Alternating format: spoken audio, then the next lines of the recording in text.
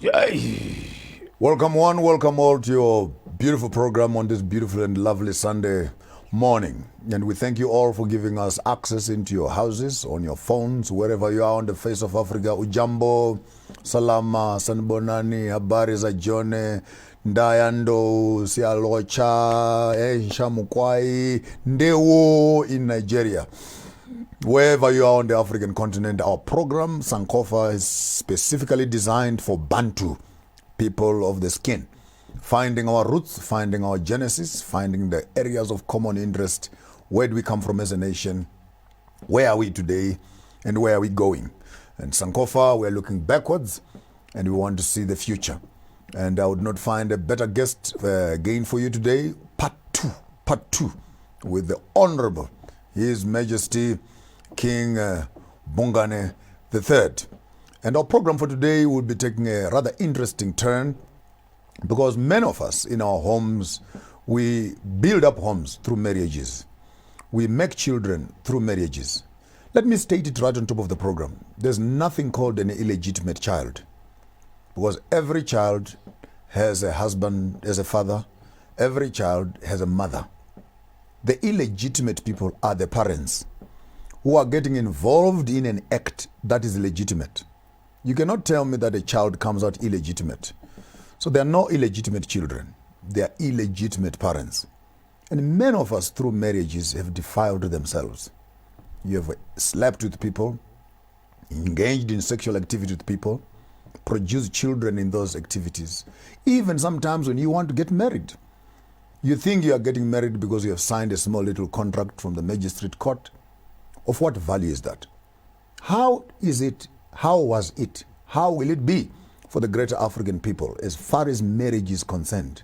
What happens on the marriage covenants? What happens on the exchange of the cattle? What happens when you, in your own tribe, as a man, decide to enter into the womb of another woman to produce your own nation out of them? What sort of transactions happen in these environments? And in the moment that you decide the relationship is no longer functional, you wake up in the morning, you feel like, I can hire, I can fire. How does that interpret itself in terms of the spiritual realm, in terms of the African epistemologies, in terms of the African traditions and rites? And I think many of us, if not most of us, we are struggling with life simply because we have not understood how best we can manage our own homes and manage our marriages. Even if you say you're a Christian, which I understand very well from the Christian perspective, even then dowries were paid in the Bible. Dowries were paid. Women were accounted for. And women, you change fathers from your father's house to another father. And as for men, you change breasts from the breast of your mother to the breast of your wife. Let me say this before I do a full-fledged introduction of the king, that everything else is in-law, father-in-law, brother-in-law, sister-in-law, cousin-in-law. There's only one who is not in-law, and that is the wife. She is the law. What am I talking about? The woman is an estate in herself. That's why the Bible says a man will leave his father's house. And many of you have never heard this, so let me be the first one to teach you. A man will leave his father's house and be joined to his wife, and the two shall become one flesh. What does that mean? You are moving from an estate of your father and you start a new estate with your wife. Therefore, a woman is a full estate. She is the only real estate we're going to be discussing today. And I would not find a better guest for you on this particular program, but His Royal Majesty King Bhungane III, who will be taking us through paces. And please take notes, sit back, collect as much as you can. Where you can fix. Where you must correct. And before you make any mistakes, please take some notes. For spiritual things have a way of impacting what is happening to us on the physical realm. Welcome. Wait. King Bhungane. Wait. Greet the people on top of the program. Wait. Wow. We have a subject for you today. and we want to pull as much as we can. Let's make it as a narrative so that me and you, we can have our old conversation. In olden days, when a young man, when a young woman, they want to get married, was it up to them to get married? Was it up to the family to identify a partner for them? As far as the family looking for continuity, whose responsibility was it in ancient times to direct the planting of the seed from one house to another through the covenant of marriage? You are asking a very important question, because today we are lost. We are lost because we do not even understand the foundation of the Bantu people. The foundation of the Bantu people, before I answer you, I think I need to establish the foundation. We are people of Embo, of the origin. We are people who are referred as Angoni, meaning people who do not dwell into sin.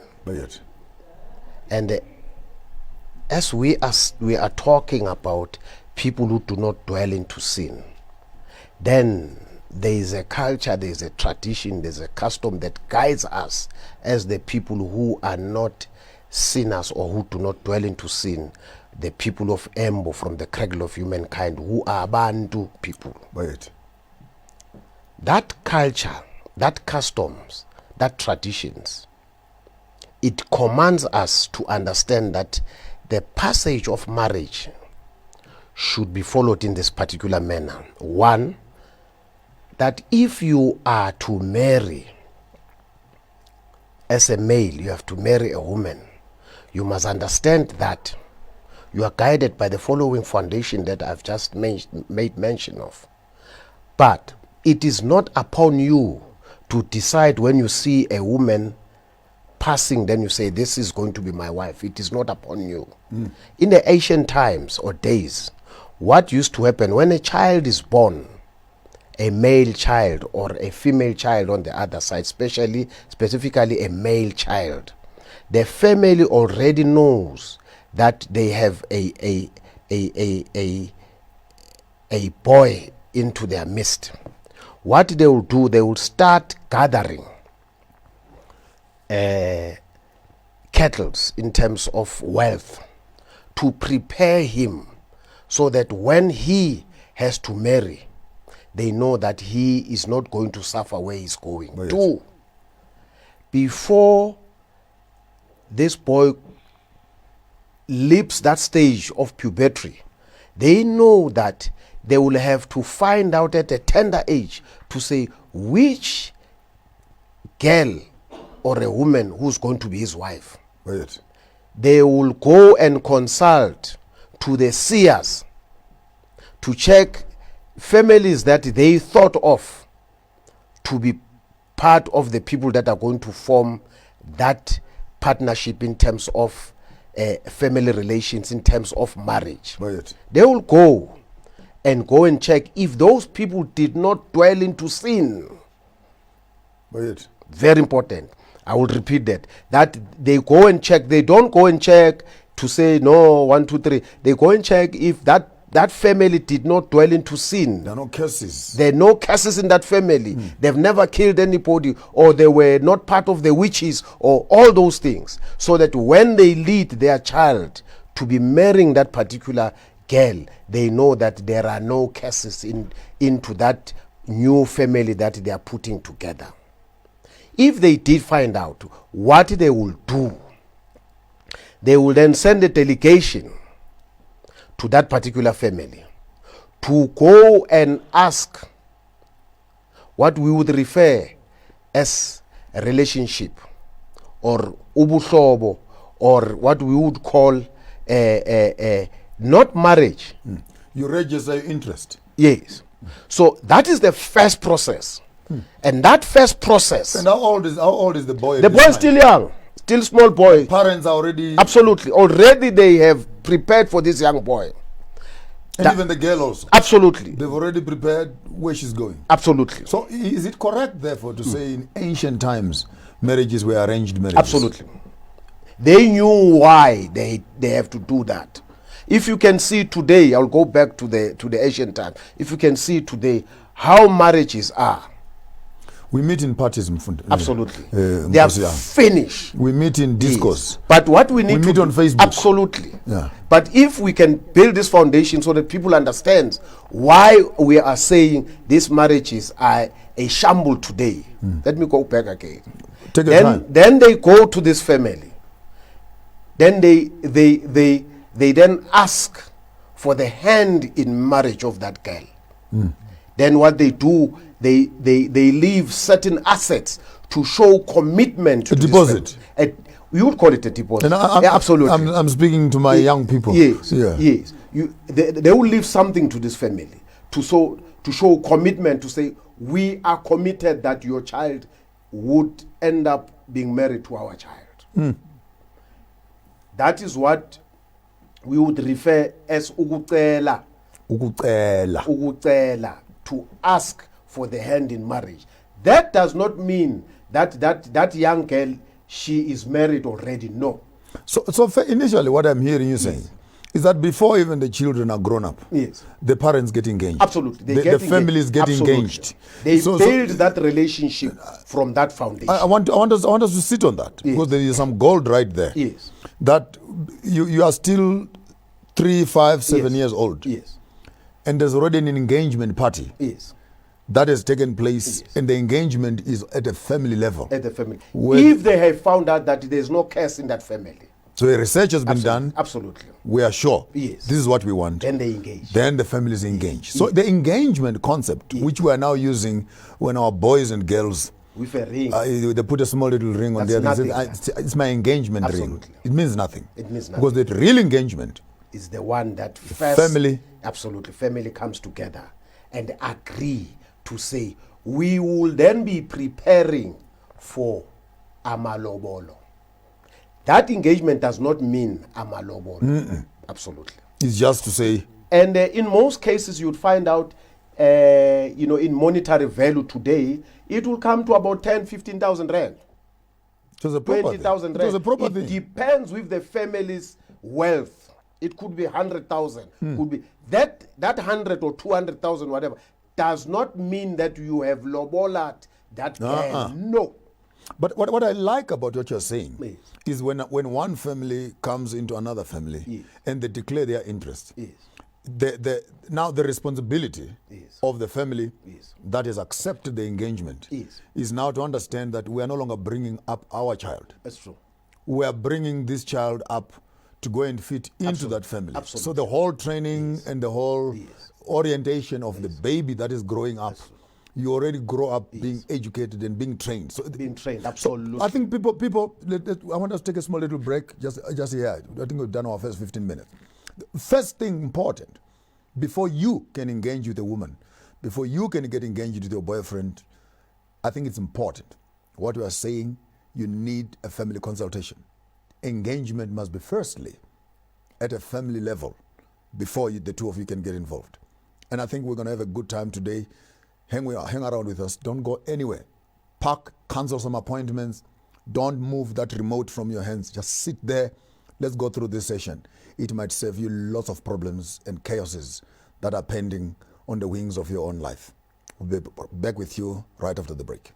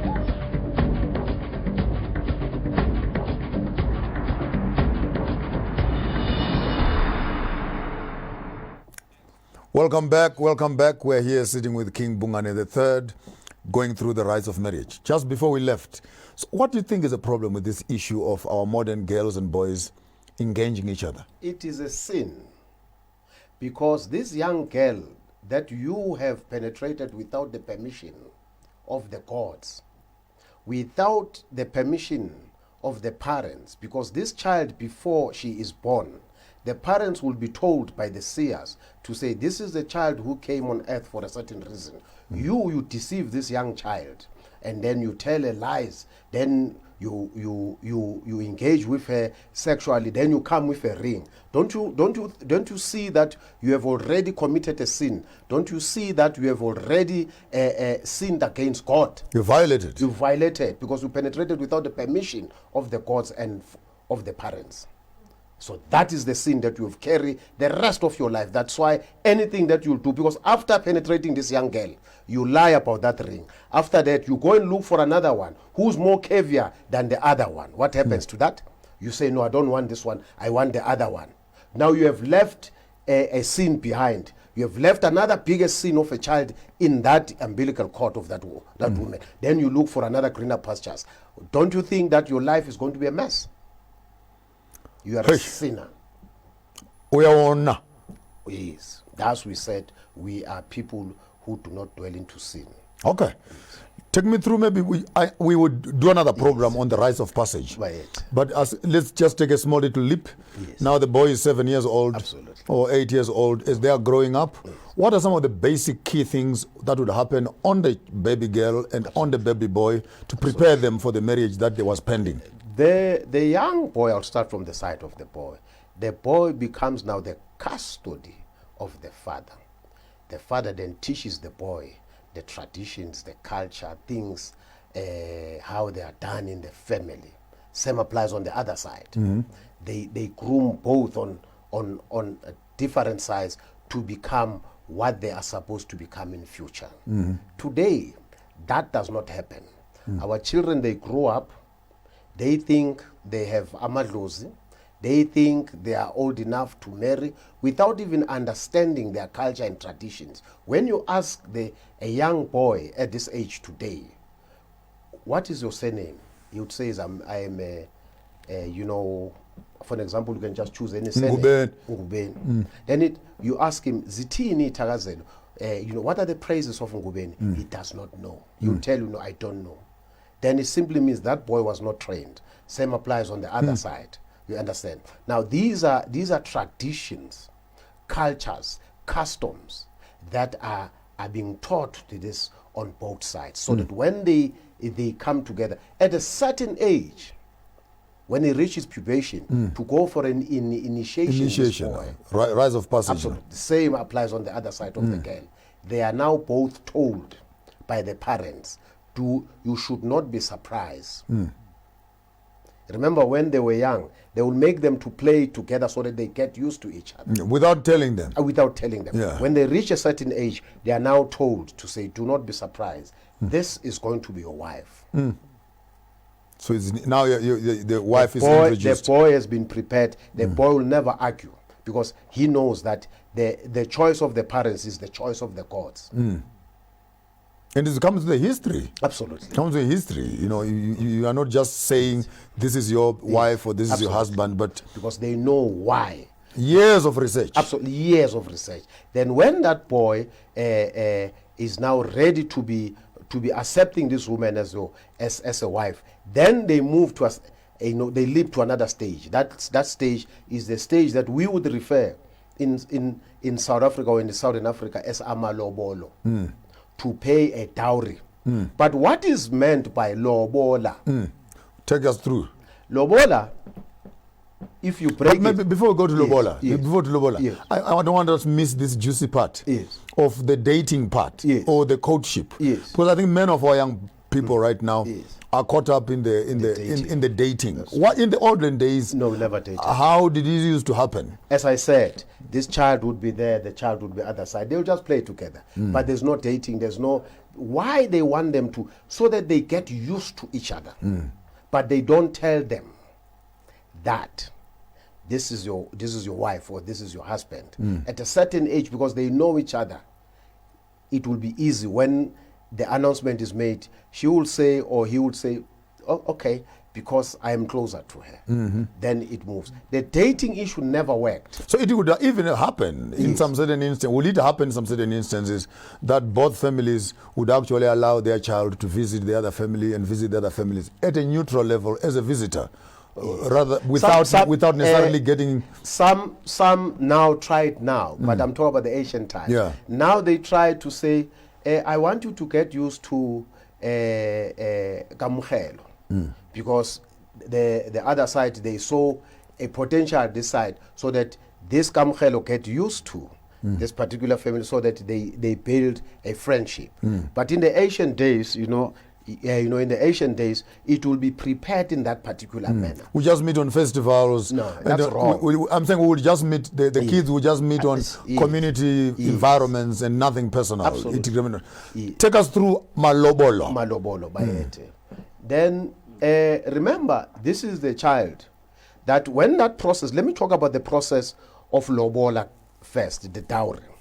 What it is meant by dowry, it means the following.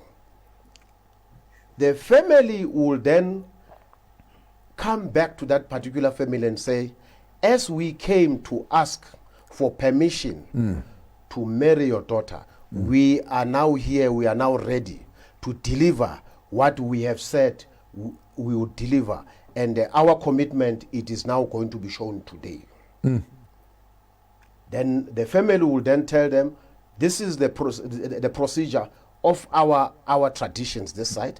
We would want a cow that is for the grandmother, a cow for the grandfather, a mother, father, whatever, uncle. They will tell you according to their tradition. Out of that, then there will be then a one cow that is very important. Tell us that one. And that is the cow that is going to make this young girl to move out of that particular surname, that particular family. Into the other family. Into the other family. But before we go there, just take me through traditionally. Yes. How many cows, literally? Thank you. That's a very good How one. many cows? I know we'll be moving over to naming the child. The but truth of the cows. Can you just name them for us? Yeah. So at least the modern children, and by the way, you have become a warehouse of information. There are many parents out there who are sitting right now on Sundays deciding on a malobolo, and they just sit around and scratch their faces and say, okay, Mtana Wetu has been to university, we have spent so much money, and we want 50,000, we want 60,000. What is the basis? What is the basis of lobola? What can you name the kettle for us? The base, remember, this is the child that we are marrying, and this child, she belongs to the gods. It's not 50,000. She belongs to the gods. And we would know that who was the guardian of this particular child. It's not the mother only, but it's the grandmother. The grandmother. So the first most important cow there is for the grandmother. Ukoko. So there's on the lobola, one of the most important. Because why? Remember, the child where this young girl is growing up, it is not her family house. It belongs to Indlu Yabomkulu. It is a house of the forefathers. Yabokoko. Yabokoko Nabomkulu. That's why then the second one will come from Mkulu. The next one. So the first cow you pay is the one for your for the grandmother. The first one. You are taking the child away from It depends with families, but in terms of tradition, but that is the tradition that we are talking about. So the second one is Ngegamkulu. Ngegamkulu. Okay. And then it could be another one that ukugeza umpimbo kunikeza umama omkhulisile kuthiwa enye eyala ekhaya eyakababa ukuthi sibonga ngendlela enimphathe ngayo lengane namenza abo lo muntu oba uye. Okay, I think we got the first four there. Yeah, then we are hearing from the last one. This is the one that is going to be used to transcend this girl, to remove her from this particular surname to the other surname where she is heading to. Yes. So there are five for a start. Let me just give you, for those of you who are taking notes, the first cow that is brought, and does it matter in male or female? Angithi bayinika kagogo yabayayazi ukuthi njani It's okay. bayayazi akamkhulu njani kanjalo. Okay. So we have the grandmother must have her cow. Then mkulu must have his ox, or if it's a cow, it's still fine. Umama must have her cow. Then ubaba also must have his cow. And then there's one that is very important, the one that will be used to transfer her surname. Take us through that ceremony. Now, these cows, remember, let's go back again. These cows are crucial because they are thanking the way the child was raised, the way she was groomed. And we say thanks to the forefathers of this house. I want you to help the young people out there who think that when you are paying dowry, you are buying. No, you are not buying. You are thanking the forefathers to have brought this, because the child is not only born by accident. The child is born by the consultation of the gods. It's the gods who decides to say, how is this child who's going to be born? It can be he, can be she. I'll tell you of a practical example. By it. I have a daughter. Her name is Somhlologazi. When I was in Abidjan, I was told that you are going to have a child.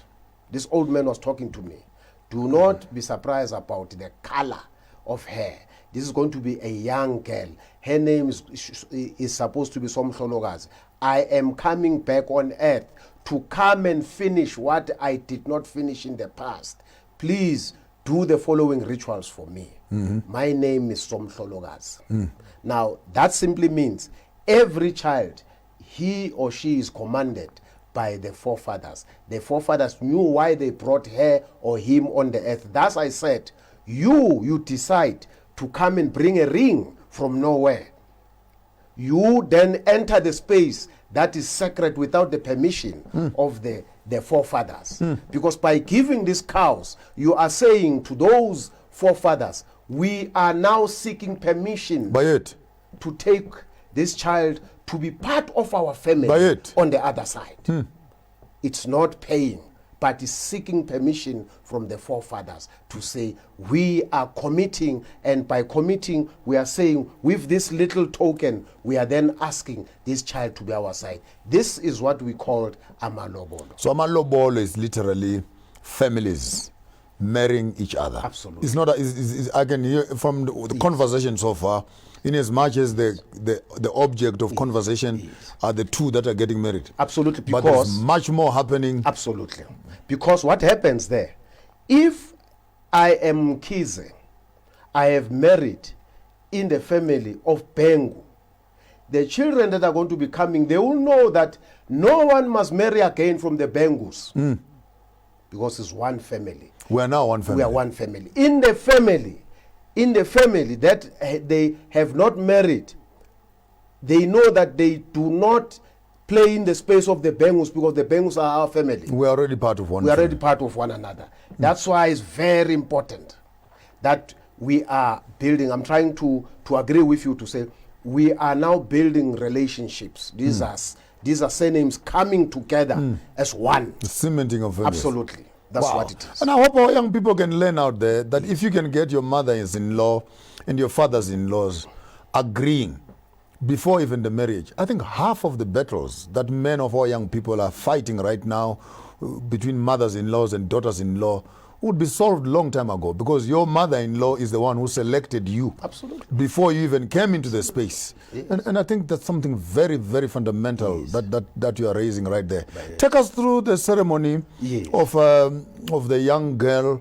Now, from the time now the parents have come to pay or to submit or to cement their commitment with Lobola. Yes. And the 5 cattle have been put forward. Yes. The 4 are going to remain in the family. Yes. But this particular one that is going to be used for the transfer and the cleansing and the rebirth and the reborn and the death, that whole ceremony there. Did you take your time? Take your time. Now, this young girl, the family now knows that she now belongs to the other surname.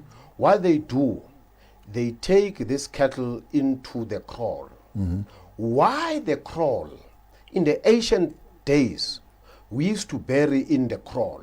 Not the way we are burying today, where you find somebody sleeping in the coffin and then you say you have buried somebody. In the ancient days, what they used to do, they would go and dig into the kraal a structure that is similar to a chair. And they will cover the father of that particular house or home with a cattle skin and give him the stick and give him the spear to say, from today you are going to sit here and take care of your homestead.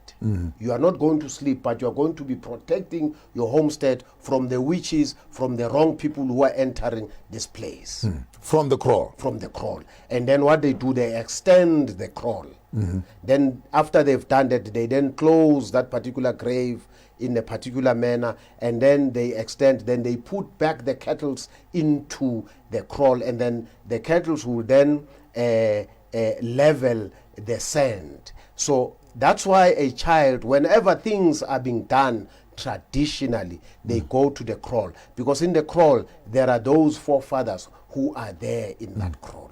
Wow. Who are being buried in that. Something very interesting is happening while you are talking. Yes. So it means that the burial site of the ancient fathers is in the kraal. Is in the kraal. And the cattle stay in the kraal. kraal. Now, when you pay dowry, you pay dowry from the kraal. Yes.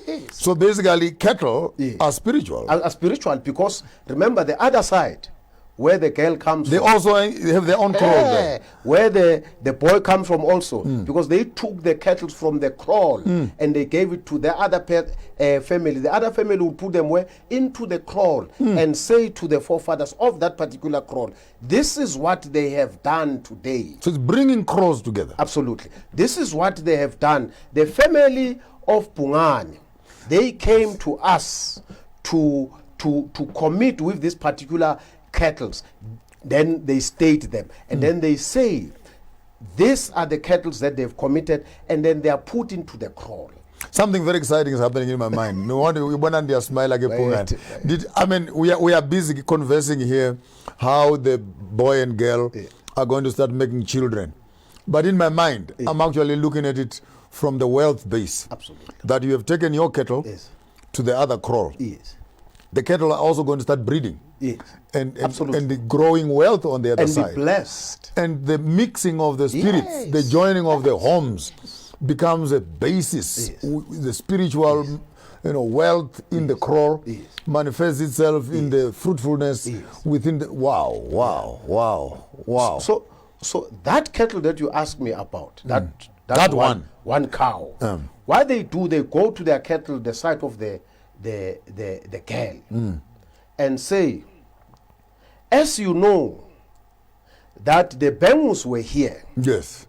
The Bengus, yes, they've delivered what they have said when the young girl at the tender age was growing. They came to us for their hand in marriage. Indeed, today they've fulfilled. As engagement is corner, so this is what they have brought now. They are talking to the kraal now, to the forefathers in the kraal.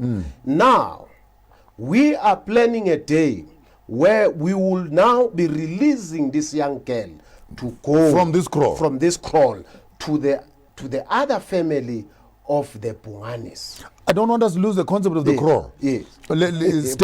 Stay on that path, because I think there's some nice gold that is there. Because this ceremony you're talking about of this one cow is done in that is done in the kraal. On the side of the woman. Yes, because I want us now to move from here, from this kraal.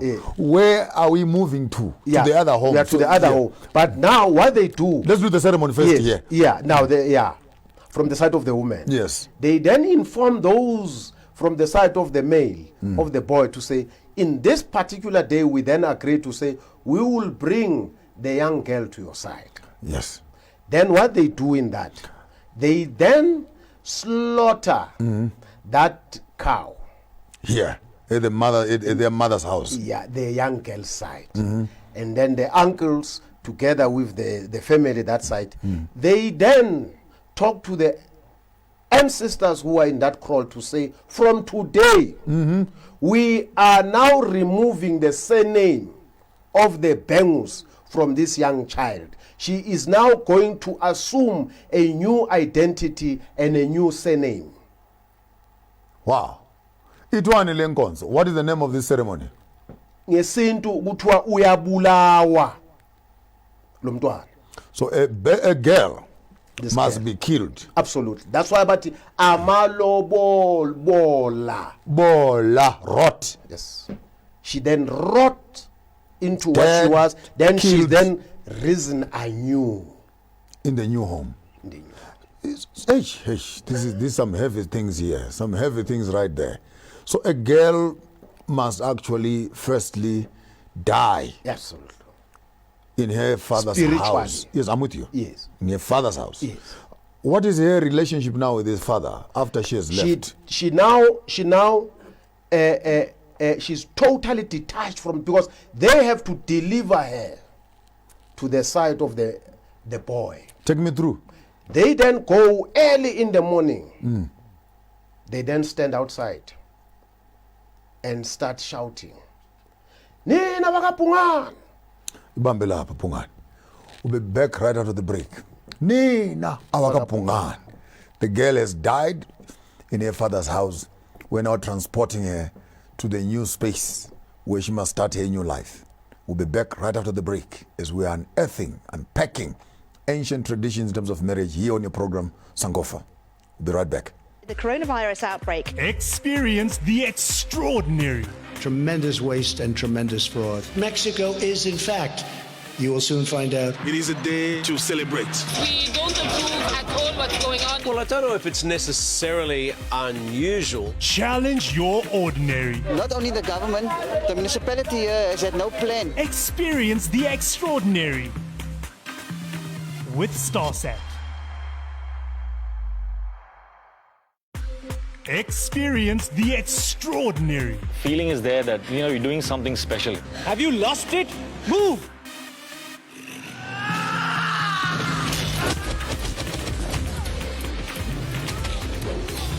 Stop being so dramatic, Mira. Challenge your ordinary. Why don't you start a dance class? Experience the extraordinary with Starsat. If you have just joined us, we are here on your program Sankofa, unearthing ancient African traditions and marriage rites and ceremonies, and how did we get married in ancient times? Lobolas, what is lobola? Ukubola, killing, dying, slaughtering of animals and everything else that goes with it there, cementing of the relationships. So today I hope you learned something very new, that marriage is not about you engaging your boyfriend or you getting engaged to your girlfriend. It's the families that are engaged when you are still young. Research must be done so that you can build houses. And I cut him short. You are still doing I want maybe if from what you can remember, yes, in terms of the praises and the greetings which would happen when the family is bringing this young girl. What would they say? They will then come early in the morning with this young girl, together with the family that is accompanying this young girl to the Bhunganes, and start shouting from outside and waking up this family. How would the shouting sound like in ancient times? They would then say, Nina baka Bhungane. Sizela hapa tina baka Bhengu. Okay. Silethi impahla yenu. Okay. We from the Bhunganes. Yes.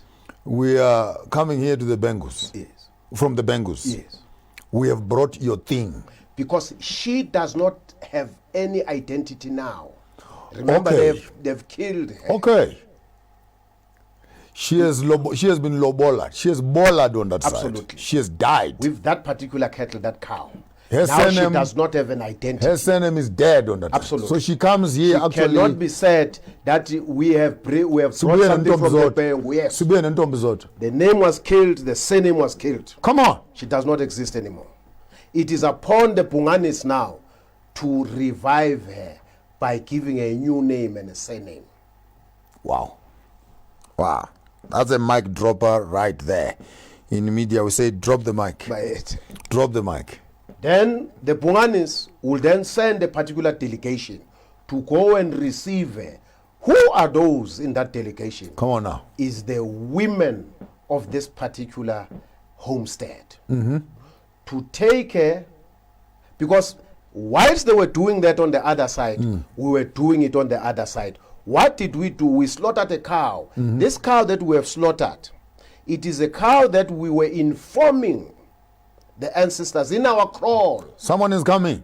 Someone is coming. Please expect this particular person. Please assist us to give us the name of this particular person. Wow. Because she has to do what? Take over. Revive a certain woman who died in our family. She then assumes that identity. Then what happened in that particular time? The women then undress this young woman. At the gate. They take the same skin of the kettle. I'm listening. They cover her. Then they take her straight to the kraal. And then those of the Bhunganes who are allowed to enter into the kraal, not women, the male who are allowed to enter. Women accept her.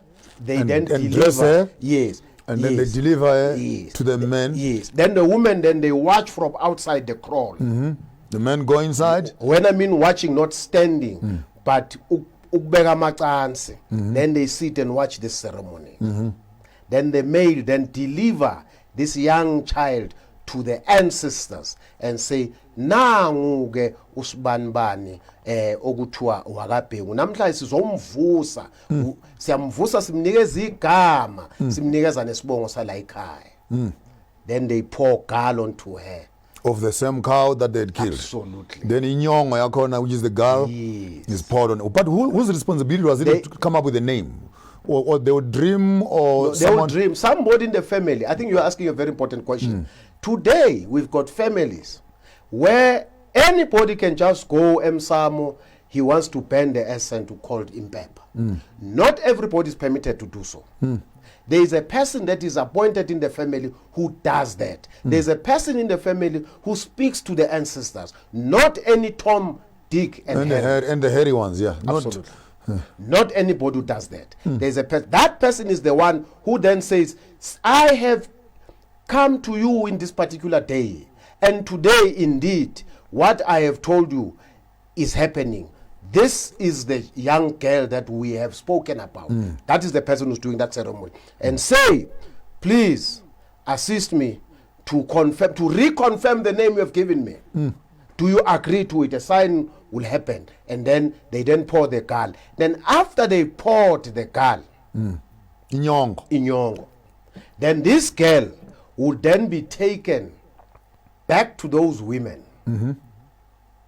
While she's introduced to the kraal. Yes. Introduced to the, and I love this part, that you're coming from your kraal, where our cattle, nobulongo basekhaya, so in other words, our cattle are now with you. Absolutely. And the cow that left here was killed there. Yes. And then through that, you were killed on that side. Yes. You are coming into this family now, and another cow or cattle is killed this side to reintroduce you, to resurrect you, give you a new name.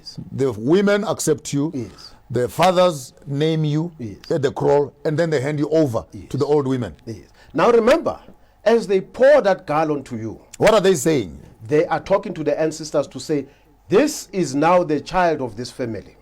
So the gall represents reintroduction. Absolutely. Now you are given a new identity, you are given a new DNA. Wow. Because you are now part of this family. That's why no one has a right to chase you out of the homestead. No one has a right to talk to you badly, because remember, you bear a name that once existed in this family. Okay. And therefore no one should even the boy that they brought this woman to, he has no right to talk to this young girl. Anyhow. Because in some cases this young girl is now named after your grandmother, after your aunt. Absolutely. And so maum pegile, yes. Uzubheke ugogo. Absolutely, Uzubheke it's u-aunt. true. It's true. Wow. So what happens is that you don't chase this woman out of the homestead because you would be chasing away your ancestors because that girl has been poured onto her. She's one of us. She's now. one of us. You don't have a right. You don't have a right to speak to her anyhow. She's now part of the family. Then there's a process after that. I want us to hold on the process. Yes. I want us just maybe to clean up this part nicely. Yes. Where a child is reborn into the family. Yes. You Of the become Bhungane. one with the Bhunganes. Yes. And you cannot chase away a child. You don't. Even the husband to be has no right.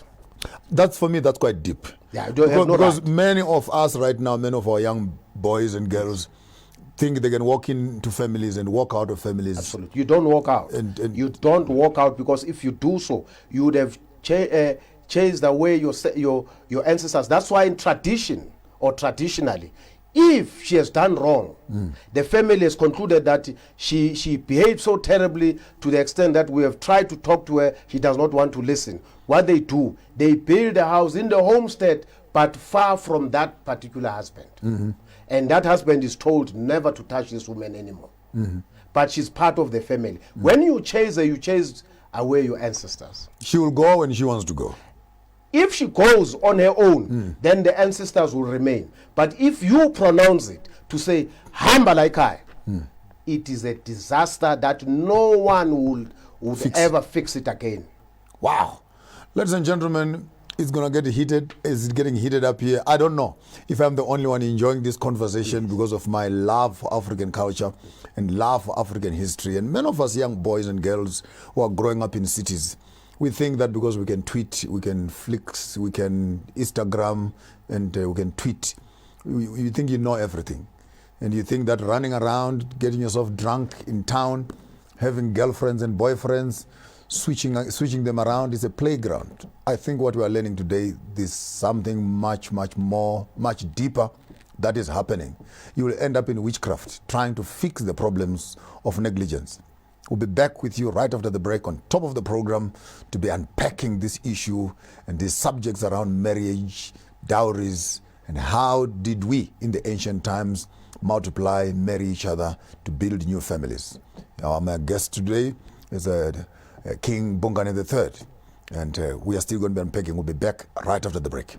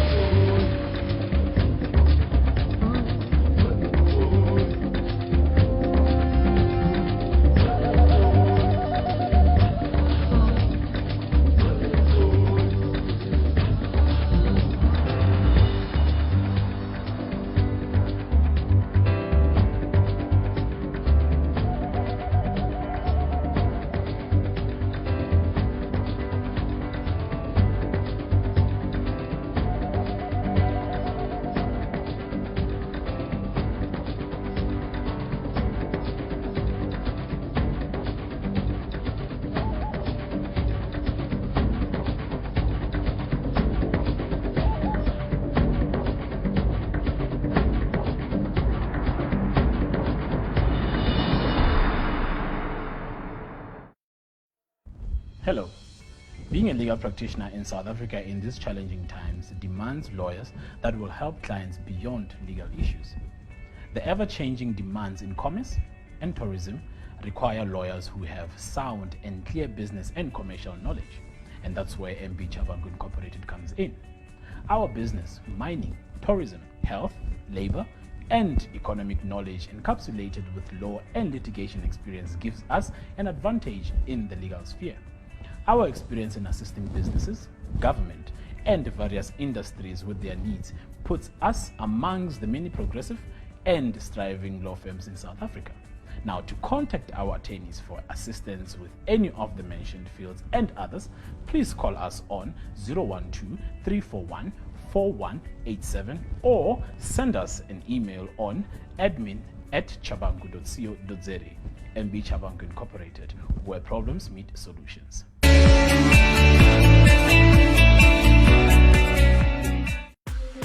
Challenge your ordinary. Experience the extraordinary. Not only the government, the municipality here has had no plan. Now, I believe that my peace is my most valuable asset. Absolutely beautiful! This is exactly what I was looking for.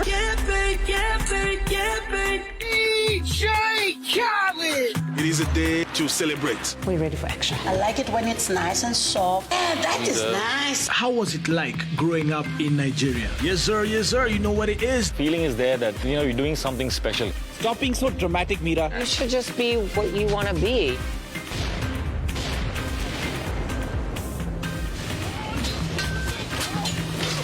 Experience the extraordinary with StarSat.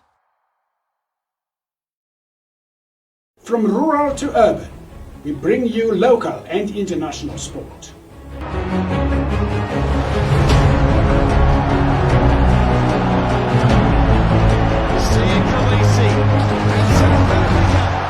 From Cape to Cairo, from Nairobi to Kinshasa.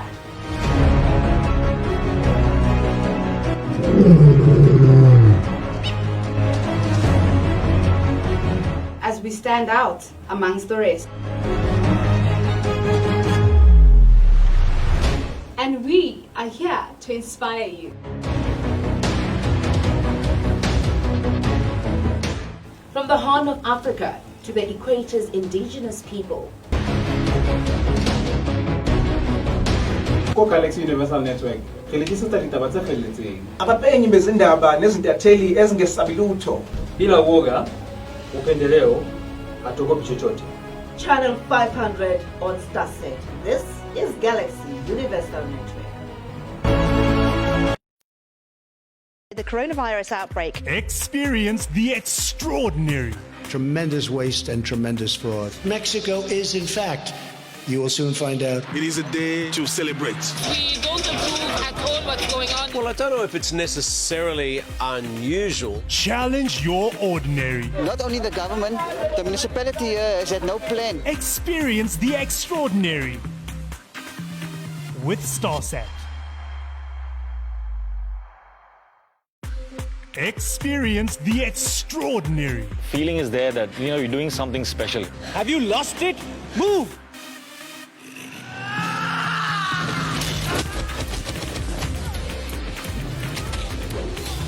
Stop being so dramatic, Mira. Challenge your ordinary. Why don't you start a dance class? Experience the extraordinary with StarSat.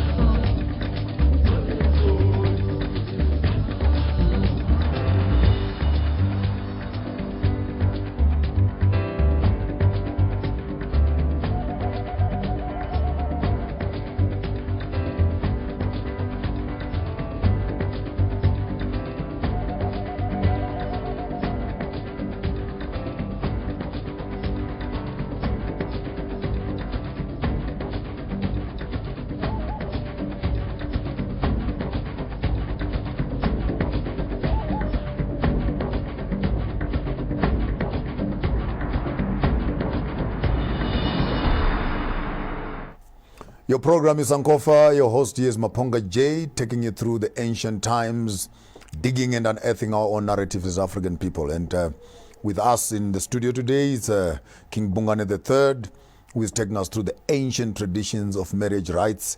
And we've just been discussing a very interesting and fundamental principles here.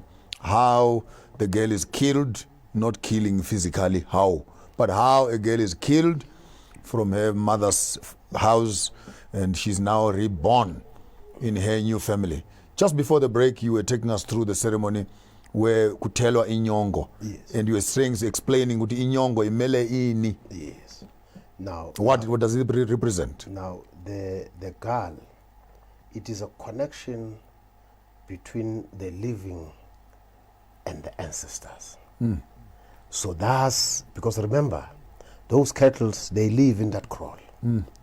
And in that kraal there are graves. In that kraal there are spirits of our forefathers. So it connects with that. That's why you'd see, in most cases when you go to India, you'd understand how a cattle is very important. Because it's an ancient history. Then, there's this young girl, she is now re-handed back to the women who are responsible for culture and traditions and customs of this particular family, of the Bhunganes. But men are no longer involved now. Even the boy who has married this young girl, he is no longer involved. It then depends of her catching, because she is going to a school now. What we would rename it an initiation school. She's now being into this family. Into this family. She's now taught about the traditions of this family, the culture, the custom, how to behave in this family. It could take months. Then after that, they will then prepare. Let's balance it off. Yes. While the women are doing this, yes. What is the boy? What's happening with the boy? Same thing happens on the other side. To remember, now you are no more a young boy. You are now going to be a husband. As we told you, as we have prepared you all these years, this is the time. That woman who has come in here, it's your property now. Now, property meaning not property as property. It is you who are going to be in charge now. Remember, you are now representing the forefathers of this family. Into this new family. Into this new family. You are going to extend the same family from our family. So it was balanced. Absolutely. This whole thing of women rights, men's abuse. It's absolutely. So men. There was no need for abuse, because that man was taught how to behave in front of a woman, how to treat a woman. There was no need for those abuse, because he knows that if he touches that woman, he touches one of their own. And when you, as the husband, a newly wed, when you look at this woman, you now know that it is one of your own, but with respect. That's why when you speak to her, that's why everything is done through her. If you want to do imisebenzi, you want to do whatever that you want to do, you must consult with this woman. That's why they will continue to say, when you want to marry another woman, a consultation must be made through this woman, because she's now the pillar. But actually, in ancient times, and maybe I want you also to assist us, maybe just correct that as a sideline. Whereas in modern men, you wake up in the morning, you have seen someone with more curves than the one you have, and you make a decision to choose. No, it does not happen. But in ancient times, how did it used to happen? Who used to choose? Now, remember in the ancient times, it is the gods that would come to the family, or to the seer, or to the head of the family that deals with the spirits of this house. To say, there is this situation. Like, for an example, there's a house that needs to be arisen. It's a spiritual house. That woman that is going to be, and then you might be chosen to be the one that leads that particular process, meaning to be in charge of this particular. Now, that woman, when she comes into the family, she knows that what is it that brought her into this place? Purpose. Absolutely. That's it. She does not go beyond. She knows that she is the wife of, because in most cases you find out that Mpangazi, to make an example, died without a wife. Okay. She has a problem in the other side to say, how can he be related as somebody who's but left nothing. Absolutely. But left nothing. Then he wants also to come back. Revive the house of Mpangazit. Then a woman comes back into this. But who? I want to just find out who would choose. It's not you. Okay. It is the elders. But through the connection of the spirits, it's the spirits that will relate the message to say, you need to take a woman for this particular purpose. It is not your woman, but it is a woman of... In other cases, again, it happens that you find out that you were a twin. And your twin died or something? Died. And then you need to do what? To take for your brother a wife. And when you go in there, in that space... It's not you. It is not you. You go on behalf of your brother, but at the same time, a child who's going to be born there is not your child. It's named from... It is your brother's child. Like, for an example, if you remember, when Ngobo had children, whenever Ngobo had children, he would kill boys. Then the nation then decided to say, get a brother? The brother must then enter the wife of Ngobo on behalf of who? Of Ngobo. They made sure that Ngobo disappeared. Then Hatebe, when he entered Loma Hlubi, and then the child came out, his name was Khomo II. Hatebe knew that this was not his child, it was his brother's child, who needs to take over their family. They resurrected the house that had perished. Absolutely. Wow, some heavy stuff. So that is the tradition. So going back to the traditions, then this woman is taught, then this boy is taught on the other side. Then this woman is now released. Now both of them, they know that. They're coming from school. Yeah, they're graduates. Absolutely, they're graduates. Then they know that the place where they live, or the place where they've put, because whilst all this thing is happening, their house has been built. It is not them who are building the house. It's the nation, the family, of the Punganis. They come together, they build. Identify a plot for him. Absolutely. Everything. They put the cows, everything is there. Wow, wow. While she's under the school, this woman, she's been taken to the house to understand, to say this house, that's why you see those roundables. This is where you'd end up. When you passes this house, you must know that you pass at the back, because you must understand this is this is what happens. And then you'd only enter into this space for a particular reason. Then the man and the female, they then bring them together to tell them, to say, you don't own this house. This house belongs to your forefathers, to your sisters. That's why So even when you are taking your wife in terms of the consummation of the marriage, you are not sleeping with your wife or husband in your own privacy. No, you don't. You are having this woman in the presence of your ancestors. Because remember, you are having ancestors who are guarding you 24 hours or 24/7, as they put it now. Wherever you walk, they are here. Wherever you sit, they are here. And in that space, that's why it's very important to undergo those rituals, so that when you engage sexually with her, remember, sex, it is a spiritual engagement. And a lot of people don't know that.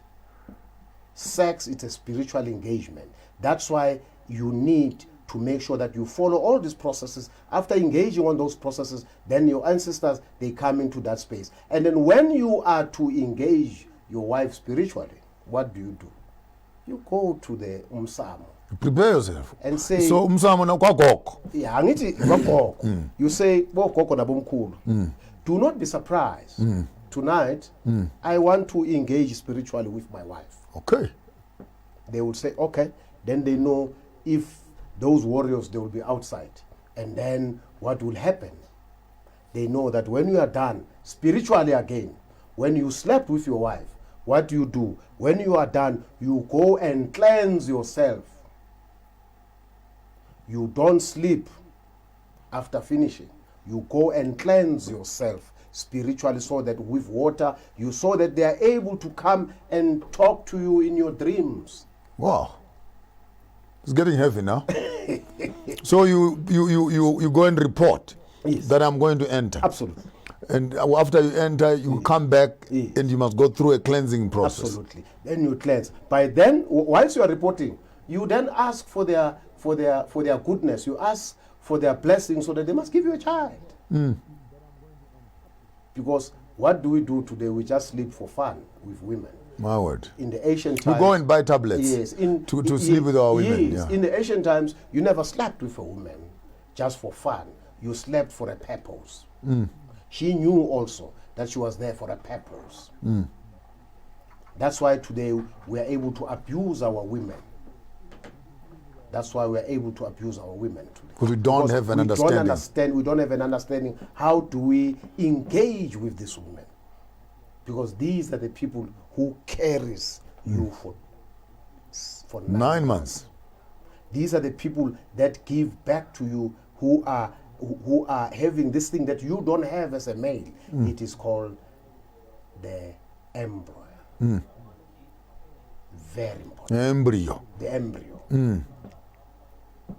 And they carry you, and then they nurture you into becoming what you are today. That's why you have to respect them in every given cause, these women. That's why when you engage with them spiritually, sexually, you seek their permission. You don't just come and say, no. You prepare spiritually also to say, I am going to ask for the gods for your permission to enter your space. Do you allow me? She would say, yes, no problem. And then this guy would then go into the space and say, we have spoken with Madlagas. We are now asking for your blessing to have a child. So children were planned. Children were prayed for. Absolutely. Children were called on. Before they come into existence. So there was a whole conversation again in the spiritual realm before people could actually even look at it. And we're back again where we started. By so saying, we're back where we started in that, how then another child is born. Absolutely. And the cycle would go on and on. I want us to backtrack a little bit and maybe pick up one or two issues just in the background. In the event, even the event that then there's someone gets pregnant, what we presented is a perfect picture where things should happen like this, and deviations happen in the family where a woman, and this has become very important because here is the woman who has been allocated, here is a woman who has already been paid and deposited for, here is a woman who has been spoken for. I want us to address rape. We are keeping this girl in custody for Bhungane. Pure. We're doing our best. Iyavela impohlo. Siyavela isigebengu. A thug walks into the family. For whatever reasons. I want us to understand, maybe help us to understand the gravity of rape. Absolutely. In ancient times. Give us some notes there. I'm just painting this picture first, so that at least even the ancestral connections, the communications that are happening, and then another young man thinks he's got a right to violate a young girl in a family. Now, what did that mean in the ancient times? It was taboo. It was abomination in the ancient times. That's why you'll carry that sin until you arrive at the site of the ancestors, and on the side of the ancestors you'll be punished. It continues. It continues. It's not something that, because remember, as we go back, this is a child that there was a reason. Remember what I just said now. You ask for that child. I'm reflecting from that. Yes. But, and now I want us to look at maybe the crimes that would happen. First, let's start deal with the rapist first. Yes. Yeah. Now, the foundation is that we have asked for this child to come on earth to exist. This is a child of the ancestors. This is a child that was brought here by the God or by the gods. This is a child that exists. You then decide. Now remember, as she was growing up, she's now circulated by these ancestors. Now what we have done, you have entered a space that they knew by bringing her on earth, she was going to be doing something, she was going to be somebody on earth. You then enter that space illegally. By entering that space illegally, you have curse yourself and your generations to come. And also your family. Remember, when I started talking, I said, before you marry a child, you'd look at that family, if are they cursed or not. It's because of these issues that I'm talking about. Wow. Then that family, because you are not, as you, the rapist, you are not only cursing yourself, but your entire name clan. Remember, I made an example of the Mpeles and the Stoles. Take us through maybe that history, a small little sideline. Yes. What happened on the Mbeles and the Stoles? Now, what happened at Msinga many years ago, there was the family that was ruling that place called Elenge. It was the Mbeles. Then the Stoles then came and asked a place to stay. The Mpeles did not have a problem, they gave them a place. Later on, the Stoles decided to kill the king of the Mpeles. And then when they tried to resolve this matter, then the Mpeles said, the only way we can talk. Please, Vusan Lomutu. Resurrect him. They could not do it. And then the Mpeles then declared with the voice of the gods to say any child of the Mpeles must never marry the Stoles, because you would have casted an abomination into your family. Thus the Mpeles then moved away from the Lenge into where you find them today in the Eastern Cape. And the Stoles have not resolved that issue. Absolutely. They have never resolved it. I want us to mention something there just before we go for a break. Now, when we are talking about linking up our families, understanding our history, these are the issues that are important. Right now, you find a young girl and boy in Cape Town, in East London, in KwaZulu-Natal. You are a Stole, he is Mbele, and you don't know the history from where your families are coming from. That there was a curse that happened in the past, and the declaration was made that there is no Mbele child who must marry a Stole child, for there are curses in that space. And you wonder why things are not moving well into the future, simply because you've undermined the depth of the historical information that we're having. And with us on this program, we are getting into depth with these issues. Take me through some of this in the event of rape then. Yes. As a king, they drag a man in front of you. But this man has raped a princess. He's violated. Remember, we are people who do not commit any sin. The only pronouncement that I can pronounce on this chap is to make sure that this boy, this rapist, must never live in our midst. We must make sure that we banish this child. Okay. He must leave our space, because he has committed an abomination of the lifetime. You don't want the curse around you. Including the family must leave. They must pack. Because we don't know that they might give birth to another rapist again in our midst. So they must leave, because we don't want this nation to be cursed. So that's where you now banish. Absolutely. That's the way the punishment absolutely. But would there be any retribution payments to be done before they go? We don't want their dirty money. They must go. They must just take everything that is dead, because remember, if you keep anything that comes from their family, it is cursed. Wow. So you don't keep anything. They must just live with their things. And their house must be destroyed. Burn it. Must be destroyed. You must put the youth of that community. The community must make sure that anything that belongs to them must never surface. No man must point at the house to say, you see that structure there. They used to be. No. They must make sure that it is delete everything that is connected with these people. Wow. Because we are people who do not dwell into sin.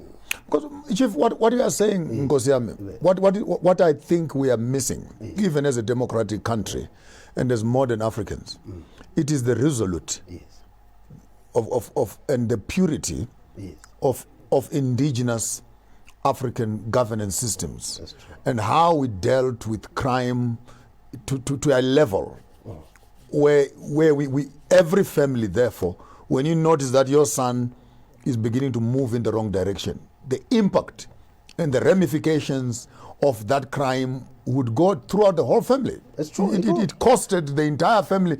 But in modern days, where a boy does that and only he is isolated, and the family continues. No. The family must go and deal with this thing. Wherever they are being banished, they must go and deal with this thing. How they do it is their problem. Wherever they must go and reintroduce themselves. They must first cleanse this particular process. They must deal with this particular thing. Because let me tell you, they will carry it from generation to generation to come. So it's clear, and I think as king, I'll make a statement to the young boys as far as sexuality is concerned. Remember, sex is a spiritual engagement. So you temper in that spirituality forcefully. Isn't that abomination? So we don't live with people who commit abomination. They must leave. Banish them. Let's move. And I think I deliberately did this. Yes. Because many times in such conversations, people feel like we're always emphasizing on the girl child vis-a-vis the boy child. And hence I wanted us maybe to come from this angle where you are strong as a boy, you have muscles, and your muscles are not to force yourself on anyone's estate, because estate the estate that you are tampering with has been spoken for. Every African girl child is a princess. Remember what I said earlier on. I have a child by the name of Somhlologas. Ah, there you go. And that child, I was in Abidjan. In my dream, a voice came and said, "I am Somhlolo. I am coming back on earth." Now imagine raping that child. What are you entering into? You are finished. Yourself and your family are finished the rest of your life. Let's tilt this slightly. I think we've handled the thugs on the outside. Let's move over to the girl child. And again, fully understanding the environment she is in and what she's being prepared for. The way she handled herself and carried herself. Because remember, as she is there, she is now taught the traditions and the customs of this particular. She must now remember that she is now the face and the mouthpiece of the new family. Bhunganes, of the new family. Of the new family. And she must conduct herself in a manner that is befitting. That's why she cannot come into the house of the Bhunganes with the short skirts. Okay. She cannot come to the house of the Bhunganes without covering, because when you cover and you cover your knees, you are now saying to the ancestors of this particular place, I am now respecting you. I bow. So that they give you many, many more blessings into this family. But if it is you, the girl child, who now wants to dictate terms in this family, you are now saying to those Bhunganes, they must move away from you. That's why you would hear that the husband and the wife, they're no longer gelling.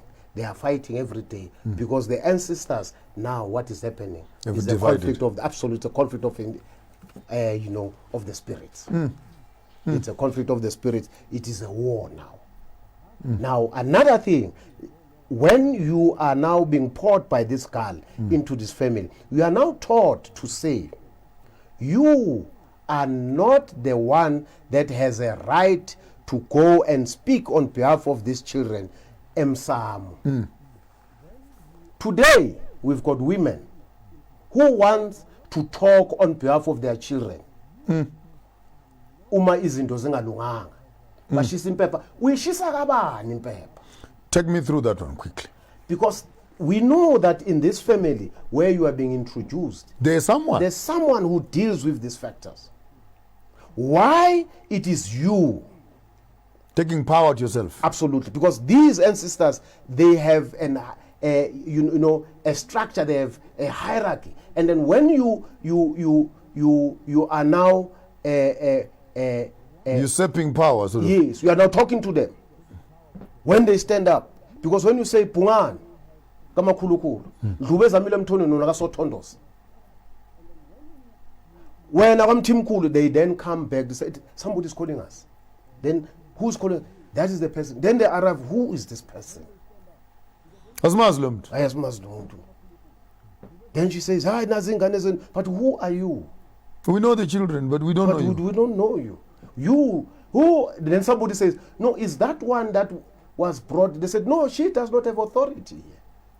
Why didn't she ask for the people who have authority to come and call us so that we are able to engage? Because remember, we are talking about two spirits here.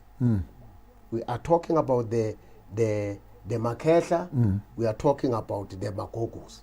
Now, when you start calling Abomkhulu endlini yabo gogo, you see, you are conflicting the spirits now. Because Bomkhulu basesibayeni. Bogogo basemsamo. In other words, when you are addressing the male, you go to the crowd. Yes. When you are addressing the female, then you go into the closets. Now you, as the wife, you go to Lea and Jabokoko. Then you call this, you revoke the spirits. You say, Bhungane, makhulukhulu, Nina. Then they say, hey, whoa, we don't stay here. Then those who take decisions on behalf of the Bhunganes, now I'm talking about the tribunal, they then start punishing that house. It's chaos there. It's chaos there. Then you find out your child, they become now the nyaupes. Let's go slowly. No, the rest is history.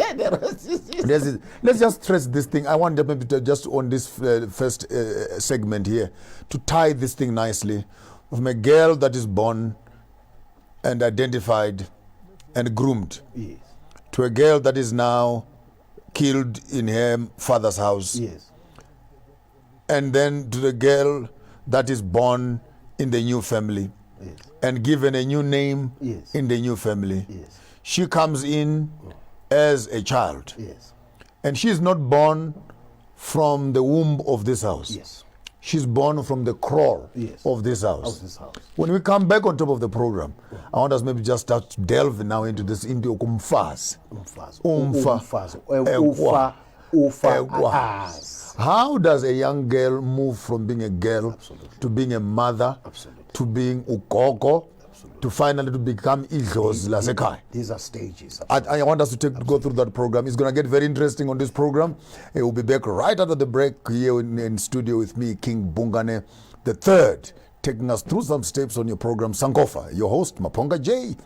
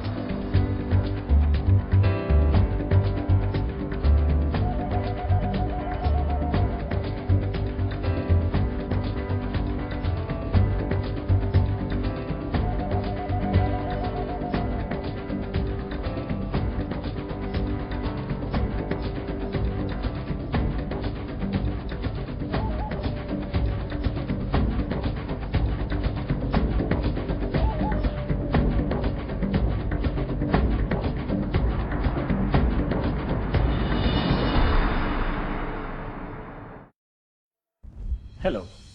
Being a legal practitioner in South Africa in these challenging times demands lawyers that will help clients beyond legal issues.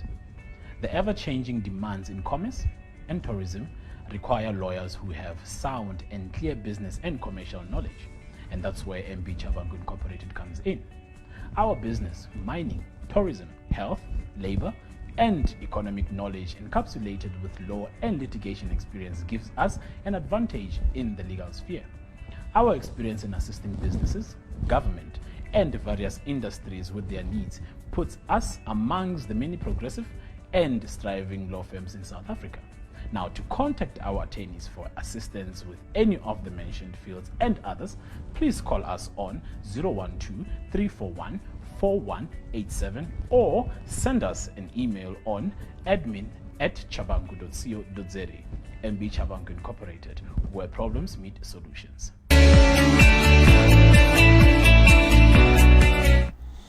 Welcome back, welcome back. There's no better place to be on this beautiful Sunday morning, and we are happy for Corona.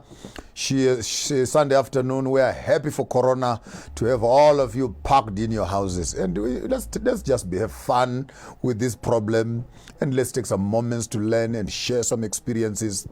We as the great Bantu nations, our traditions are the same throughout the whole continent. They may vary from culture to culture, but if you look very closely in terms of the ceremonies, we share that common interest together. And for this morning, the greater part of the morning and the afternoon, we have been privileged and truly honored to have in our midst King Bhungane III from the Embo Kingdom, who is taking us through the paces of the past, how marriages used to happen in the past. I want us to have a nice little turn to just to conclude this part here, Umfas. I wonder maybe just to discuss, but I want just maybe ask two questions. The first one is on Umfas. Yes. What is Umfas? Right. From the time she's a girl to the time she becomes Ukoko. Yes. And when we come out, I want also to discuss Indod. Right. What is a man? And we can loop that out. When we finish this segment, then I want us maybe start looking at contemporary problems which the young people are facing, marriages are facing, divorces and remarriages, children outside wedlock, and women who refuse their children access to their surnames, who now maybe the last part of the program. Right. And I'm saying so that you don't move away, because we're going to start now unpacking some of these contemporary problems that we have. Prostitutions, for example. What happens in that space in terms of people just sleeping around and etc. And so it is going to get very hot in here before you. So don't go away. Let's maybe start off with number one, Umfas. A girl child. You take me to the end, I won't interrupt you. Right. When you are done with the girl child, the second one is the boy child. Just take us through the steps, yes, right up to the end. Remember, the young girl is born, and I spoke about the two family, that is the husband and the wife, going to asking from God to bless them with a child. But yet, let us agree that it becomes a female. Then this child, when she grows, she becomes very closer to the mother. She's now being prepared. When she reaches the age of 14, 15, she then goes to another stage of pubation. And in that stage of pubation, she goes to a sacred space where a certain tradition, education has been now introduced to her. And that it happens not at her homestead. It happens somewhere in the mountains, wherever there are certain women who are being appointed by the gods to do that. But that process, when it would happens, be very interesting actually to pick. I said I will not interject. Right. It would be very interesting to notice the birth of Shaka. That these girls had actually gone to this mountain, to this sacred place where they were going through the puberty. And it's just something happening in the back of my head. Yes.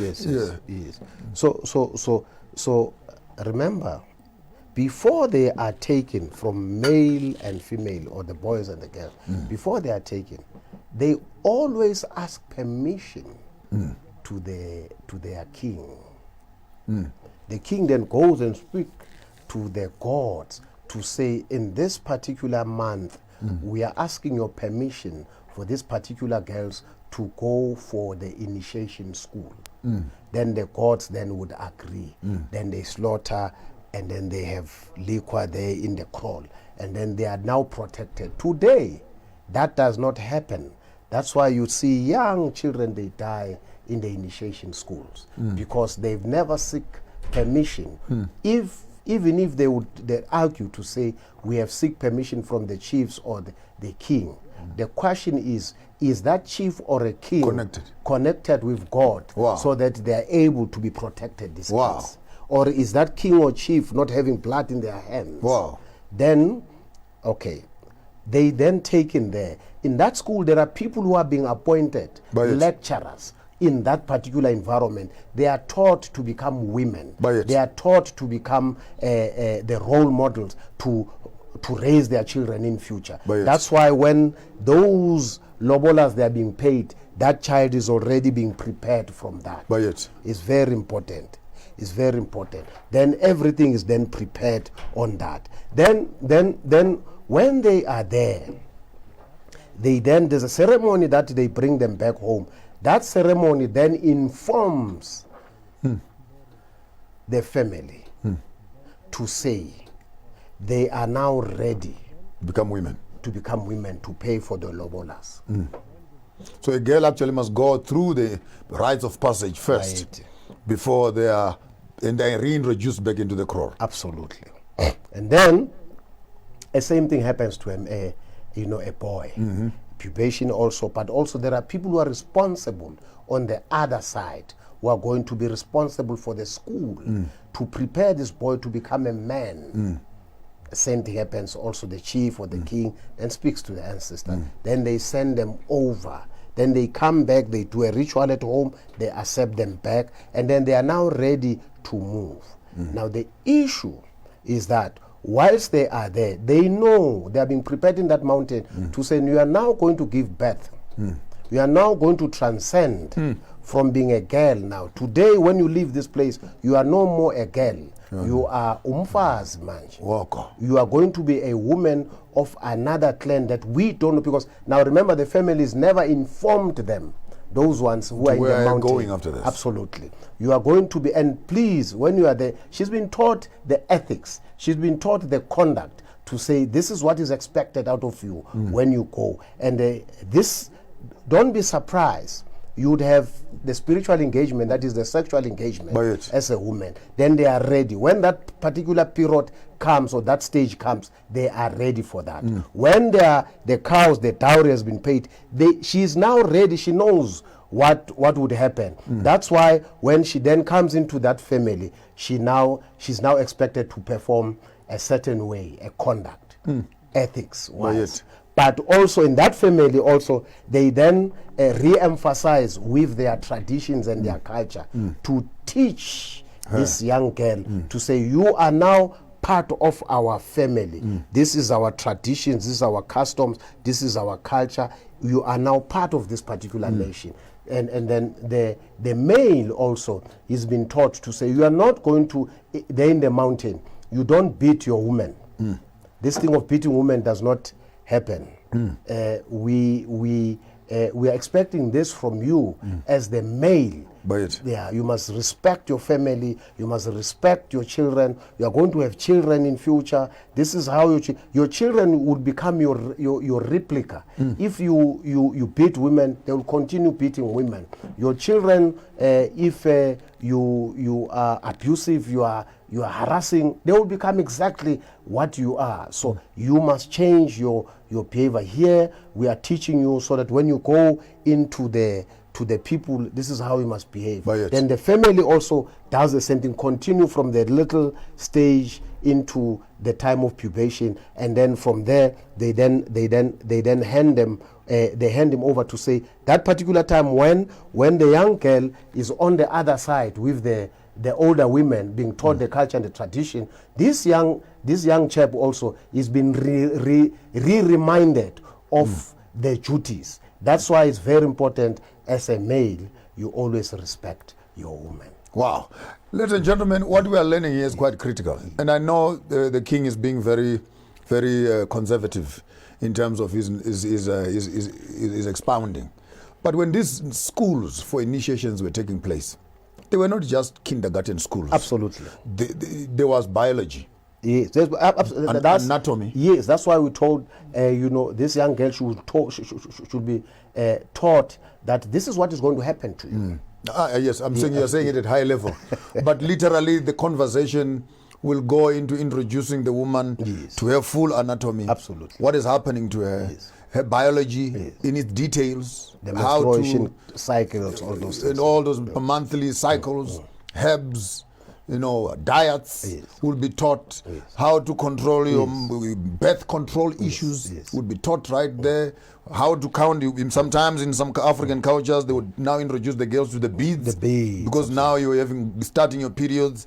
The red one is here. Count so many of them. Then with the time you're about to dry up, then they become orange. Then coming towards the back, then they become white. You're clean. Then the green ones, you're now fertile. You're ovulating. Then back again. So when you find a woman with beads on her waist, it was not just for decoration. It was actually her female sexuality, controlling her birth control issues around her waist. They don't need to have tablets, injections poked into them to control that, because Africans, we already had an extensive knowledge system on how to manage these things. I want us to move over to the... but before you move over, at that particular period of menstruation, that cycle, she would know traditionally that after that particular process happened, she would go and cleanse herself before she connect with this man. Tell us something about men who sleep with women who are going through their... This is now take us through spiritually. Remember spiritually, you are identifying yourself. Because that particular process, it's where the cleansing, the cycle happens, the dirtiness comes out. Then when this young girl is done with that, she goes to a certain place in the yard. She takes water and communicate with the spirit to say, thank you for cleansing me. I am now asking you to cleanse me with this water, because now I'm going to connect with my husband. I so wish to you, the gods, that if there's anything, please do not transfer it to this man. Wow. So it's a woman who actually prepares and cleans herself. Absolutely. And cleanses herself to interact. Now when a man jumps in there during the periods, what if they eat red meat, these boys? Now this is where your problems, they start to begin. Because you have taken the dirtiness. It's nyama. Playing with blood. Playing with blood, because that is dirty blood. Now these are the things that we must learn as men, so that when that particular cycle, and then that particular time also, the woman does not cook for the husband. Stay away from the pots. From the pots. That is very important in the ancient times, where you would have another woman to come and cook for this particular husband. You have a time of isolation by yourself as a woman. Absolutely. Because you're dealing with some serious issues. Absolutely, serious issues. When you are done, you cleanse, then you come back. By you coming back, we now know that you are clean. Ready for whatever that happens. It's amazing. It's amazing as I'm listening to you how many marriages have broken apart. Because when women are going through some of these processes and their bodies and psychology demands for isolation, but due to work, due to employment, due to what, you're stuck in the same house, she must still cook, she must still go to work, she must still look after the house, she must still sleep with you, and things erupt. Another thing that I want to add on what I'm talking about, there is a friend of this woman in the today's episodes. I don't know if you call it that way. The way women would conduct themselves today. You'd find out that there's this woman who has a friend where the husband died. Now traditionally, if you have a friend who the husband has died, in that process you don't take her cell phone, you don't exchange anything with this woman, because she's in that period where it is called the darkness period. You don't sit in that mattress because you are paying solidarity to your friend. You can engage from afar. You don't come close. You don't come close because you have a husband at home. You don't collect these things. No, because what is going to happen to you? So a woman who is going through her monthlies, you don't sit on a mattress. No, you don't. Two, even if the husband died, you don't sit in that mattress where now you still have the husband. Because what happens, you're going to kill your husband. Wow, you're collecting other spirits. Absolutely, you're collecting other spirits. You're going to kill your husband at home. Stay away. You take things from this woman who is going through yes, bereavement. yes, then you come back at home at night, you come and cook for me. What is going to happen? You have finished me. Man. Another thing, another thing as men, when you meet somebody says, "Hi, mina ngashonelwa indoda. My husband died." Then you enter that space. You don't enter that space. You're entering death. Because that woman with the husband who has died, they've been engaging spiritually on sex for years. Now the sweat between the two is still there, connected. She must go through a full length of cleansing. Absolutely. Even if she has done that, in the ancient times, they would find another man whom does not have responsibility, just to take away the shadow. It's nyama.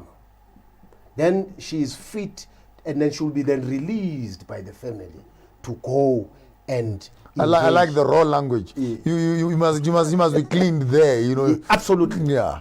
That's what before she can be because what happens? The husband is still here. When you come in, and you sleep with this woman. There is this thing. You surprise why you've got bad luck. Because let me be honest. We have modern women and modern boys. Yes. When the man has died, yes, while she's still organizing the coffin, she's sleeping with another man at the outside. That's what happened. Inside that blanket, absolutely, she's sending texts. Absolutely. And she's now she thinks that husband. And he also. Yeah. The woman has just died, yes, and you are there. And then I always tell, one day I visited my cousin. His wife died. Traditionally, if you are a male, you don't sit on the mattress. There is a chair that you are given, and you must only use that particular chair until you are being cleansed. No one must sit in that chair. Dish also. Plate, cup, spoon, everything. No one. The person even who must cook. Blanket. Yes, the person who must cook for you, including that particular woman also, the husband died. It is somebody who is in the same predicament, in the circumstances, like who you. does not have the husband also, who died. That person has a right to cook for that person. Not you, the one says, "I is my friend, I'm paying solidarity." You are killing your husband at home. I can sense the depth. I can sense the depth. And so, and after that, what will happen to all these things now when you are being cleansed? Then they will take them up and absolutely. What happens is that they will go and cleanse those things. Then I told my other cousin, "Why are you roving on seats? What are you doing? Sit there, and don't sit outside with friends. Go and sit in the house. We will come into the house and deal with you until you finish this process, until we bury your wife. After burying your wife, you know that this seat is your seat. The family then knows that this seat is not touched. Then we know that this is going to be a process of cleansing. And also, you don't say, because we have buried my wife, then you go sleep around. You don't do that. Until to a certain ceremonies that have been performed done to cleanse you, remove you from that particular woman, so that you become ready to move to another level. Wow. I mean, I allowed the king here to just take a digression into this greater space here, because now we're going to be dealing with contemporary problems, and we've already started. Maybe that's where the divorces comes in now. Yes. You take that dirtiness from that woman that you slept with, whom maybe a boyfriend died also, she did not even cleanse. You bring it here at home. You met with that woman, the boyfriend died around it.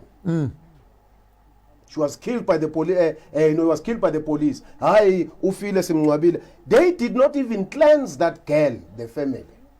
From this man. You say, "Hi, nyambonu pagile." It's a free hold. Then you take that thing back to your house. What is going to happen to your family? Guys, this is getting serious here. This is getting serious. And I heard people saying people dig graves with their own teeth. Absolutely. But I think we need to move to the next one. there's another tool that people are using to dig their own graves. Yes. And this tool that hangs between our legs, Majesty, we are learned by it too now. You can dig a grave with the tool that is between your legs.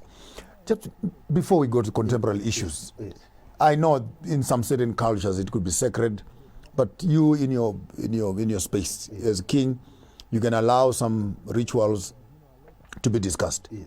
Not that we desecrate them. Yes. We'll hear what you say. But we are putting a bridge between two tribes and two ancient times. There's this whole thing of the boy child and circumcision. Yes. I know particular to the close-up space, and my apologies to them, and some of the Ndebele nations. I'm approaching this with great understanding and caution of the sacredness of some of these rituals, without necessarily getting into the details of the circumcision itself.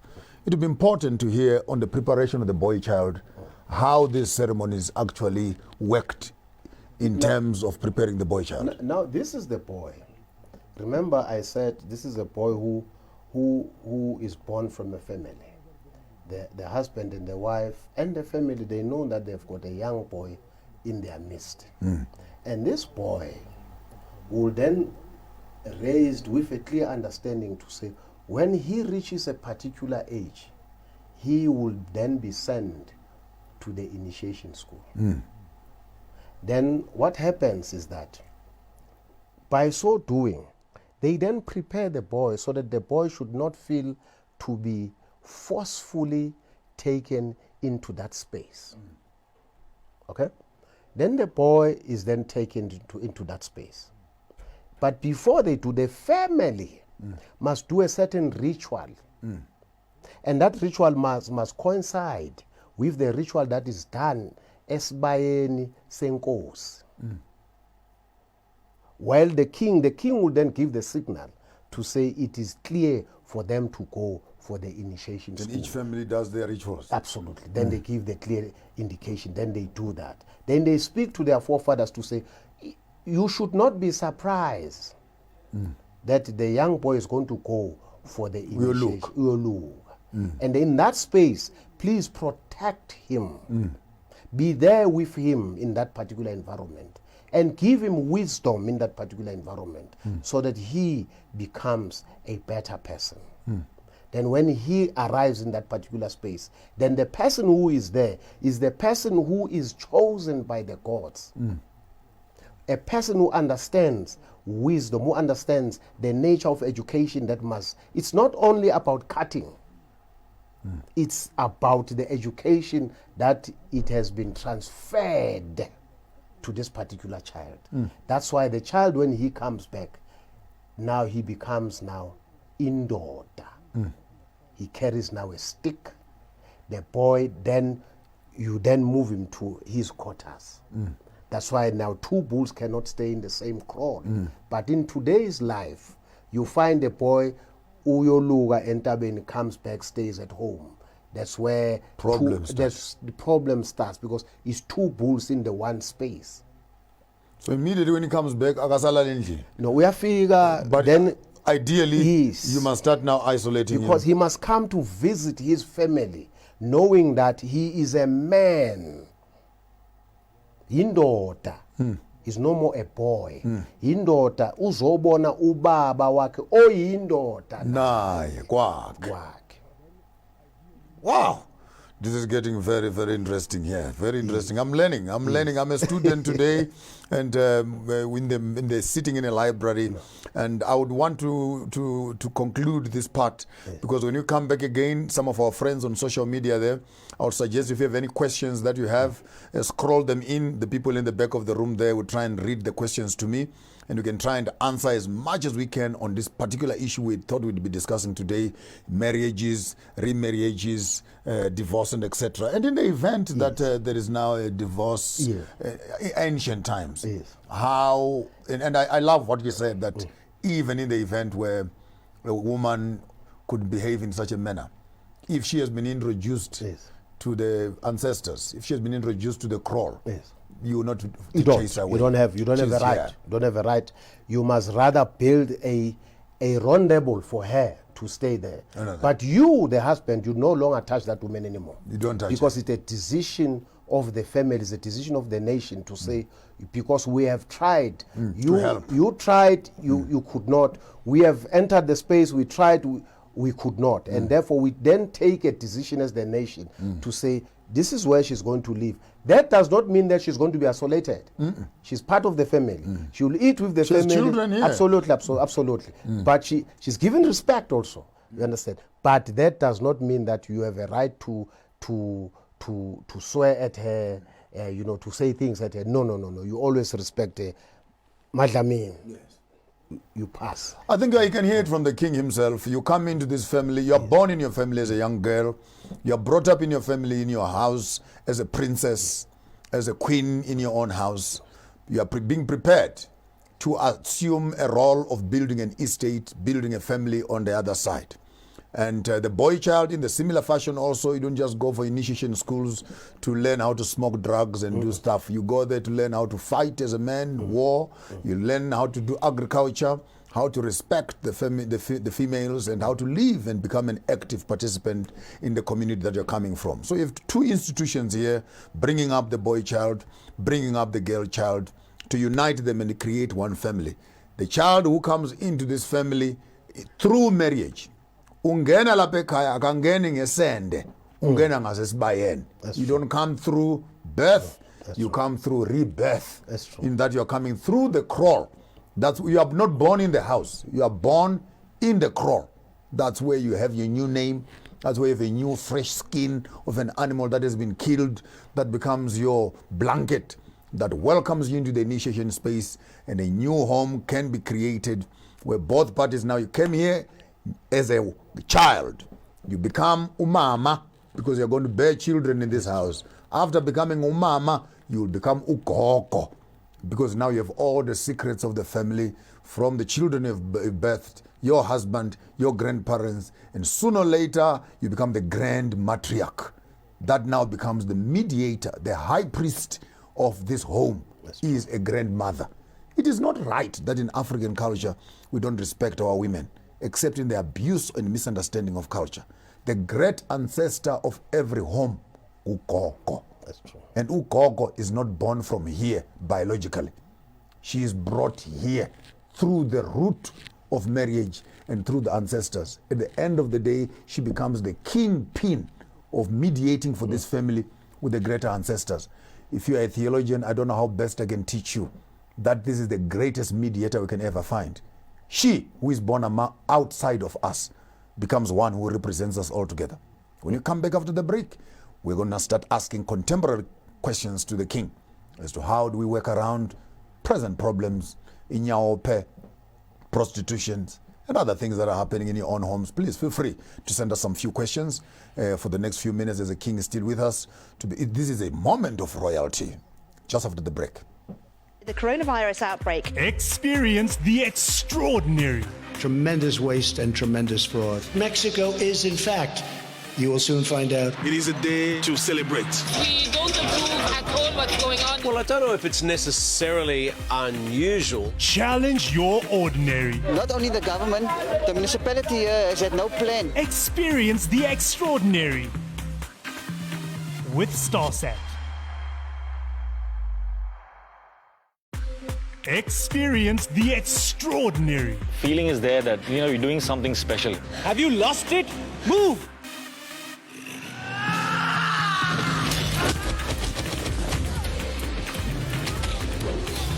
Stop being so dramatic, Mira. Challenge your ordinary. Why don't you start a dance class? Experience the extraordinary with StarSat.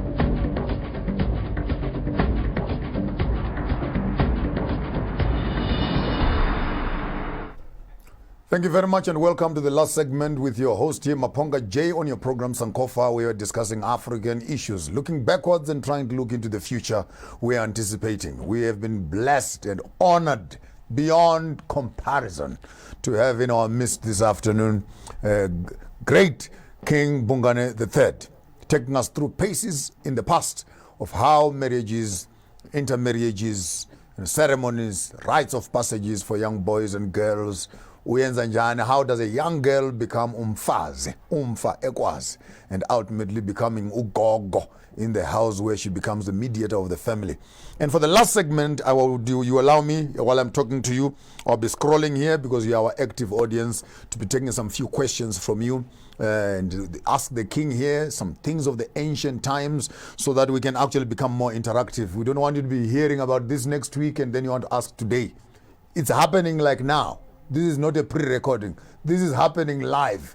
So if you got some questions that you want to ask the Honorable King here, please feel free to be sending them through and we can having a conversation. But I want to maybe just while we are waiting for them to pop in some questions, to reorient us, to reorient the young minds, the young women, the young boys who are sitting in towns, who are saying, maybe we hear you. This is how it used to happen in the past. How are we going to take all these things and maybe starting to find a way of implementing them in the present? In terms of where you are and where they are, I see a big schism, both of knowledge, information, and understanding. And maybe a young man out there, a young woman sitting out there is wondering, I've blundered, I've made children out of wedlock, I've made girls pregnant, I have slept with girls who are on their periods and etc. I've broken many of these rules. My stuff is just going horribly wrong. Where do I start? Maybe I'm just talking as a young boy, maybe a young woman, sitting on a couch, listening to you talking, and they realize in their own spirits, they realize in their own spaces that they've really got, because some of these things, by the way, when you start working with some of these indigenous healers, I pale into a corner. Udu kalala. And before you notice it, 6 months later, 1 year later, you are just doing ceremonies after ceremonies. And you can't, if someone can just ask, how do I put my life in order so that I can have a new blanket around me? And we need, as kings, to start coming up with one-stop shops to fix up the society. Otherwise, we leave this thing in the hands of instincts, of those who call themselves indigenous healers, who have a list from here to Mpumalanga of things that you must do. From a river to a mountain to a bush, go behind the house, face north, face west. I pale into Akonankosi, and you understand where I'm coming from. So I want maybe to sit with a young man out there, sit with a young woman out there, who has maybe caused a mess in their lives. And if they can have an opportunity of hearing it from the king and say, this is what I think you must do. If you want to have a new and a fresh beginning. I'm asking a lot from you, but consolidate it for me, because I'm representing a whole millions of young people out there who are struggling. I don't think it's too late. It is never too late. It is never too late, because what we need to do, it is what was supposed to have happened in 1994. Particularly in South Africa. In South Africa, yes. In other countries also, it is the governments of the day that took up the fight to fight for the restoration, the restorations of their cultures and traditions. Now the question that we should ask ourselves is, indeed, did they understood exactly what is that they were fighting for? But I'll make a practical example. We need to introduce an institution, and I'm challenging you. Let's create an institution that is going to be responsible for the indigenous knowledge. That institution should be the institution that also teaches these so-called traditional healers. Because remember, they are there in the name of our forefathers. When you look at them, when they do things wrong. You know, we had a discussion day before yesterday when traditional healers say people are Amandau are people from outside and they are in charge of your wealth. They are controlling your wealth. That is a wrong information. Because how can somebody who's an outsider be the one controlling? Yes. My understanding is Amandau are people bendao. Those who are the owners of the place. Yes. That is where we go wrong. Because you are talking to wrong people. You are always, that's why you hear ukuthi fane kube nendumba yomndawo egqekeni lakini, so that when you ask for progress in your life, you go to that indumba because umundawo indawo. Then comes the question again of misplacing things. Amandiki abantu abadingayo abandingayo are people who are not probably not from the Bhunganes but from the Bengus who are looking for place for their prosperity and come to the Bhunganes and say, we can assist to look after your cattle, we can assist looking at your crops and do what in your homestead. And then that person, you compensate when that person has done whatever. Uyadinga i-progress elifini yakhe. That's why then again we must understand another point we have left behind in the marriage. When that process, when that child is then taken out of the crawl to be handed over to the women, there is a certain traditional medicine. Esilibiza ukuthi igobongo. Igobongo lamakhehla. That traditional medicine is the medicine of the spirits that makes the two to come together. What they do, they take the gall and pour into that particular medicine to make sure that two of them drink. They start with the husband, they make him to drink, they give the woman, she drinks, then they pour it into a bath where the husband then becomes the first one to bath, and then the woman comes in. They are making them to connect. They are connecting the spirits together. Ikobongo labo gogo nabomkhulu. So that's why now the divorce issue then does not come in, because the two have been put together as one. Because this young girl who has been brought in, she entered the space of the crawl, and then after this particular medicine, she was washed with this particular medicine, and therefore it is not your right to tell her to go out of this space. Wow. The first question they have for you, Nkosiyami, first question they have, explain to us, but just be brief, Nkosiyam. Right. Explain to us sex is spiritual. Remember, you are entering a sacred space.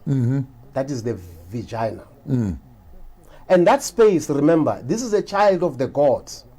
A child can be born. Anything can happen there.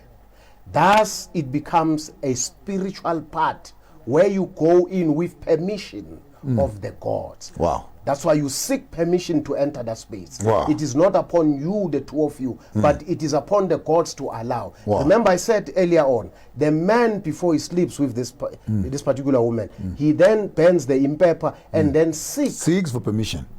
Wow. To say, please, if I enter that space, please bless us with a child. Nina bakholwa wasemakhaya manje thina imizimba yethu ngamathempele kaNkulunkulu kodwa niyafeba. You say your bodies are the temples of the Holy Ghost while you're busy singing and clapping in church. But prostitution is your middle name. While you're conducting music at church, condoms are in your back pockets to invading other people's children and sacred spaces. And I think we need to start understanding the sacredness that is inculcated in our own cultural belief systems. That many of us think by becoming Christians we are becoming holy when we are the most wicked. Because we don't adhere to some of these principles that are right on the ground. So, second question, is there a problem when you have a marriage where you only have baby girls? There's no problem. The reason, as I said, you go to the sacred place and ask for permission. They know why they give you those girls. They know why. You understand?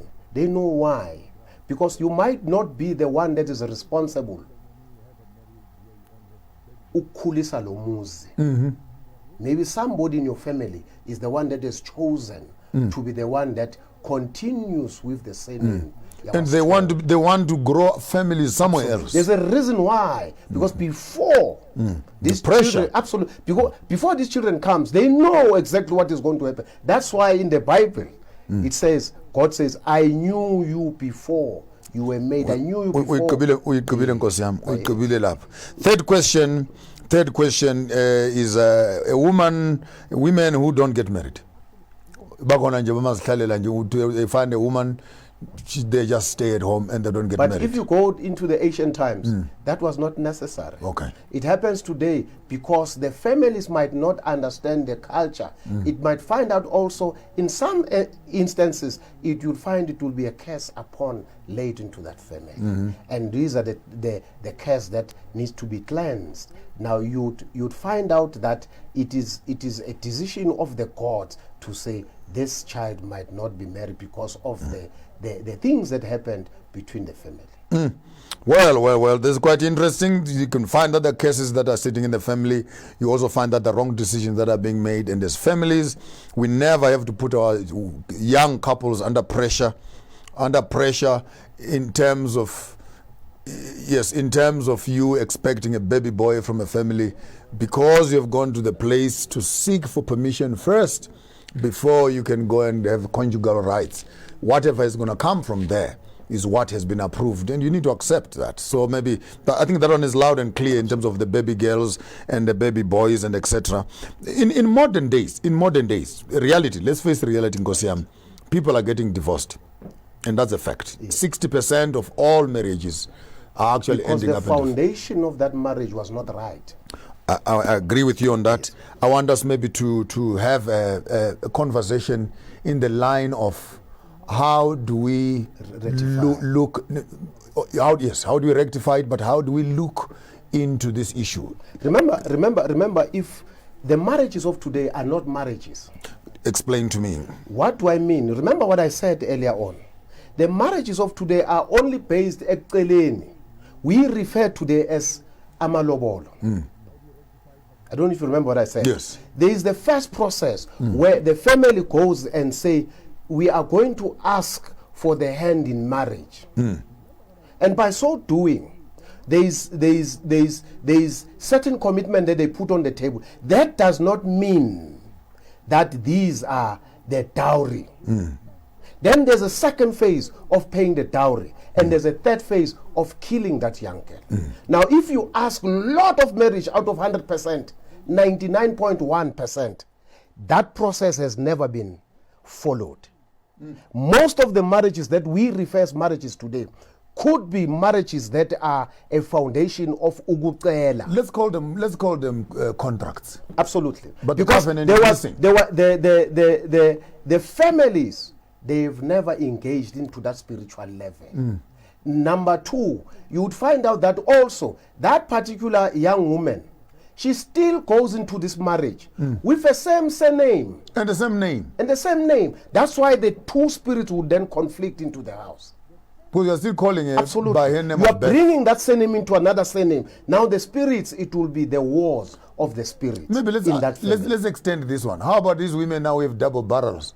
The name this side and another surname. I saw another one with 3. She revokes the spirits of them kisses. Because them kisses says, but we have paid the dowry. But why is she? Because another thing, again, in marriages of today, she says she wants to go back to her family. Absolutely. No, because that day when that cow was slaughtered, she was killed. She now belongs to this particular. She does not. This is the only home that she knows. And when there's a death in that family, she just go like any person to go and assist. But she does not pronounce ukuthi kukithi. Another thing that I want to bring in these marriages of today, a woman has a child with Mkhize, and then she has another child with the Bengu. Maybe she have another child with the Thompson. Yes. Now, when that woman, she's married now by me, now is the fourth child now, or fifth child, whatever, the fourth child. Now the family that side has a funeral on the other side. She has now to accompany one of the children of the Bengus to go and bury the child. What is it that they call that woman that side with? Mufas. Yes. Now you see they are revoking the spirit. That's why it's very important to keep that sacred place. In some events, even when the husband dies, she's now married to you. Yes. You must now go and dress up in a funeral of an ex-husband. Absolutely. When you are sleeping with the living husband. Yes, it's spiritually wrong. And also another thing that we must understand, when a woman has undergone these processes of marriage, if she decides to leave, you must know that woman, she still carries the surname of this side. Even if I die, and she continues, now remember, she goes and says, Angsazwani Nomkhize. She starts a family that side, she gets married to the other side. She's still married to La Mkhize. What happens is that even if Mkhize dies this side, you're still a wife this side. Not La Shatelekon. Because that wedding or that right of marriage on the other side is illegally. Traditionally. Now wenzani uqakekisa nalabantu laba bangale bakwaBhengu. Confusing two things. Absolutely. Now these children who are in this house become confused. They become the nyaupes now. They become the cursed children of this family. They start drinking, taking drugs, doing wrong things because you the confusing mother, them. You the mother, you have done wrong, or you the father have done wrong. Then they become the most cursed children of this family. Then you are surprised when while where to get off, you've forgotten your foundation was wrong. It was wrong foundation. But yet, someone is asking from their home, from their comfort here. Can you just explain to us quickly what are in the space of spirituality, what happens to these constant miscarriages that happen to the modern women? What are the causes of miscarriages? It could be a curse. One. It could be that family where she comes from. That's why it's very important earlier on when we started. Before you engage into a marriage on the other side, you must first check, go to the seers. They will tell you where to go. Now we enter a space where we don't even know that family is cursed. You go in, you find out the children, they become disabled, whatever. But also, you must also understand, when a child is born or it becomes a miscarriage, let me just talk about miscarriage. You must know that child grows up. You think siphumile is the end of the road. It does not happen that way. That child grows into, that's why when a miscarriage or a miscarriage happened in your family, you must know, you as the parent, you must give that child a name and a surname, so that you then release that child and say, go and meet with your gods, with your ancestors. We are now releasing you to go. Now what do we do today?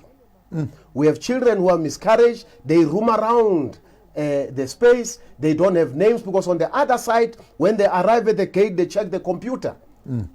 Who are you? They never give me a name. One side, then they deal with the second person. That's why it's very important, if you had a child who is a miscarriage, you give that child a name. The cleansing. And cleanse, you also cleanse, but you also cleanse that child and give the name to that child, so that you release it to go and meet with the ancestors of this family. But you also cleanse. Wow. Yes. Wow. People are very excited at home there, and they are giving me lots of and they're asking me the very critical question here again, and says, what about abortion? Abortion is abomination. Because remember, you abort a child who is sent on earth, who is supposed to be maybe a spiritual leader. Because God, wherever he's seated, he knows that there is going to be This is getting hot now in here. It's going to be a child who's going to be responsible for 1, 2, 3. If you can borrow from the Christian Bible, what happened when Jesus Christ arrived on earth, you'd understand that there was a meeting in heaven where they decided to go to Mary and say, Mary, you are going to have a child, and this child is going to do 1, 2, 3. The name will be. Yes, then when you abort this child, what is going to happen to you? You've killed destiny. You have also destroyed your families to come. You then carry the curse of the lifetime. In Shona, they say chirim saka chino zinzuira. Meaning he who is in the house can hear for themselves. Another proverb says, when a pig goes to sleep, it sleeps with its own mouth. And no one can eat for another pig that is sleeping. And I think today we are all pigs that are alive and we are eating for ourselves. And there's no better opportunity to be around. Someone is asking me a question here and they are saying, so umfazi engalo mbanong, we can read this in Zulu for me here. Umfazi engalo cholwanga ngesintu mele achinche isibongo na asebenzise iyesendoda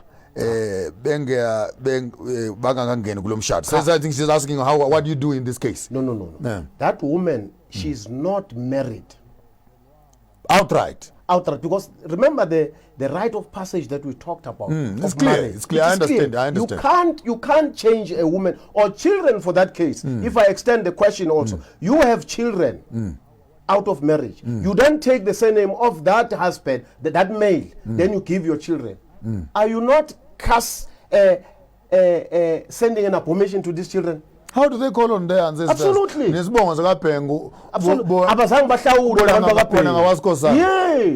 So these are the mistakes that we do as parents, meaning as abazali. Let's clean it up, Nkosiam. Yes, let's clean it up nicely, Nkosiam, so that it becomes clear. A woman gets pregnant, has children, and divorces the father for whatever reason, and then she marries another man. It's typical scenario. One, she can tell the husband that I have children. Two, she can take these children and hide them to become the children of this man in the form of a pregnancy, for example, where she has been pregnant from one man and she ends up marrying another man and moves the blame from the one who is responsible. And that's taboo. To this new one. We're just discussing it as is. The man is told, voila, you are going to be a father. And we know in our African culture, when a woman says it's your child, who do you debate with? Absolutely. Unless you are lucky enough to have your ancestors telling you, hey, not this one. This is not ours. But in many cases where even ourselves are not connected, you have three and one man. A true story. One man is shouting one day, says, I don't know these kids that are full in this house. Five children. So there's these kids here. I don't know these kids. This one here. And this one here. I'm not very sure. These ones are mine. She's talking about the other three. And these two I don't know. The woman says, hey, don't be too excited. Those three you are saying are yours. Are not yours. Yeah, for a guy next door. These two are only yours. We have issues in modern families where literally women, because of the amount of privacy God has given them, they are free to make choices. And some of those choices have only come out on blood transfusion. Now a child is in hospital, they need an organ. They need blood. They say, no problem. Call the cousins. Call the brothers. They try now. Finally, that does not matter. Blood comes. Boom.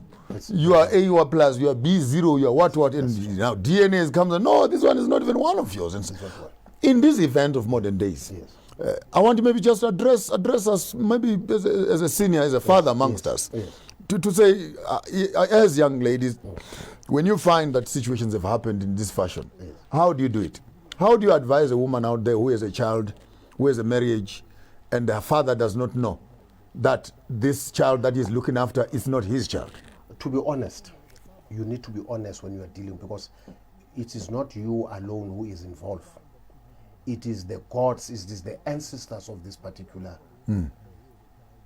person that you are dealing with. One is that man that you are lying to. Two, it is this child that you are lying to. You are now taking somebody who belongs to the Bengus and say is a Bhungane. And in that Bhungane lineage, you are now bringing somebody who's wrong. Are you not now making sure that the spirits are going to be fighting against this family? That is what is going to happen. That's why from the inception, when I spoke about the marriage passages, you would understand in those days when women are being isolated, they're being taught, then the next door man will never come into the space of this particular woman. In these modern days, it is happening because we have lost our culture, we have lost our traditions, we have lost our customs. That's why we are a cursed nation. Because what do? You end up sleeping. You know, for an example, if I can just make a practical example to you, do you know that Kaba and Simango are the brothers? Do you know that Mhlanga and Kaba and Simango are brothers? Do you know that Lemini and Mhlanga and Kaba are brothers? Wow. With Mtimkulu. Now you sleep with this person. Your own brother. Your own brother. Sister. You see, now these are things that when I pronounce the cursed nation, because what we need to do is to go back. Yes. And in biology, then your recessive genes, disabilities multiply. Ladies and gentlemen, we'll be back right after the break here, and I'll be picking up 2-3 questions that I've already seen popping here. First question will be, what happens when you get married and your parents are not married? How do we deal with that, for example? And the question also of traditional marriages and etc. We'll be back right after the break with the king with us, King Bhungane III. The coronavirus outbreak. Experience the extraordinary. Tremendous waste and tremendous fraud. Mexico is, in fact, you will soon find out. It is a day to celebrate. We don't approve at all what's going on. Well, I don't know if it's necessarily unusual. Challenge your ordinary. Not only the government, the municipality has had no plan. Experience the extraordinary with StarSat. Hello. Being a legal practitioner in South Africa in these challenging times demands lawyers that will help clients beyond legal issues. The ever-changing demands in commerce and tourism require lawyers who have sound and clear business and commercial knowledge, and that's where MB Chabangu Incorporated comes in. Our business, mining, tourism, health, labor, and economic knowledge encapsulated with law and litigation experience gives us an advantage in the legal sphere. Our experience in assisting businesses, government, and various industries with their needs puts us amongst the many progressive and striving law firms in South Africa. Now, to contact our attorneys for assistance with any of the mentioned fields and others, please call us on 012-341-4187 or send us an email on admin@chabangu.co.za. MB Chabangu Incorporated, where problems meet solutions.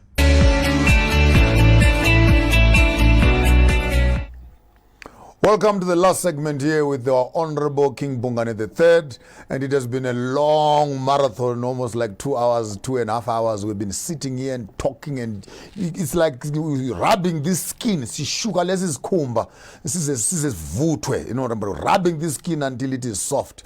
Because we're dealing with our own African, seemingly educated community that is in trouble with cultural issues. Because no matter how educated you are, you can drive the biggest car in the world and have 17, 18 credit cards in your account. But the issues we are talking about today, they will bring you back on your knees. Because these issues, as Africans, we understand that life is not just about being physical. Life is about being spiritual. The question is, how do we use our academic and knowledge systems to deal with these spiritual issues? And King is still with us to round up maybe the last few questions that we have from the audience here. What do we do with children who are born and they don't know their fathers? Someone is asking. As I said earlier on, it is upon the parent, especially the mother, must know. Because for an example, if you engage spiritually what we would refer sexually, you sleep with different men. These are the repercussions of it. That's what you get. That's your results out of it. But if you knew that you slept with who, and then this particular person is the father of this child, you would know that Bantwana Bam, yes, they did not marry me, Lapa wa Mashel. But you belong there. But you belong there. Now, the ritual that is performed is as follows. You don't say these children, they are the Mashelis. They are not. These children, you take these children together with people who are responsible in your family to go as Dulini. An anthill. An anthill. You go to the anthill and you say to the anthill, you take certain things like mili, you know, the sorghum beer. You go and speak to the anthill to say, we, the family of the Bengus, we have a problem of a child here in our family that was impregnated by the Mashelis. But the Mashelis did not come and pay the dowry in our family. And therefore, we know that this child is the Mashelis. But also the Mashelis, we are calling upon you in that end. You're talking to the end here? Yes. We are calling upon you. You know what is that you're supposed to do. Firstly, you have to pay the damage for this child. Two, you have to make sure that you pay dowry for this particular child so that this child becomes yours per law. But you know that we have not done that.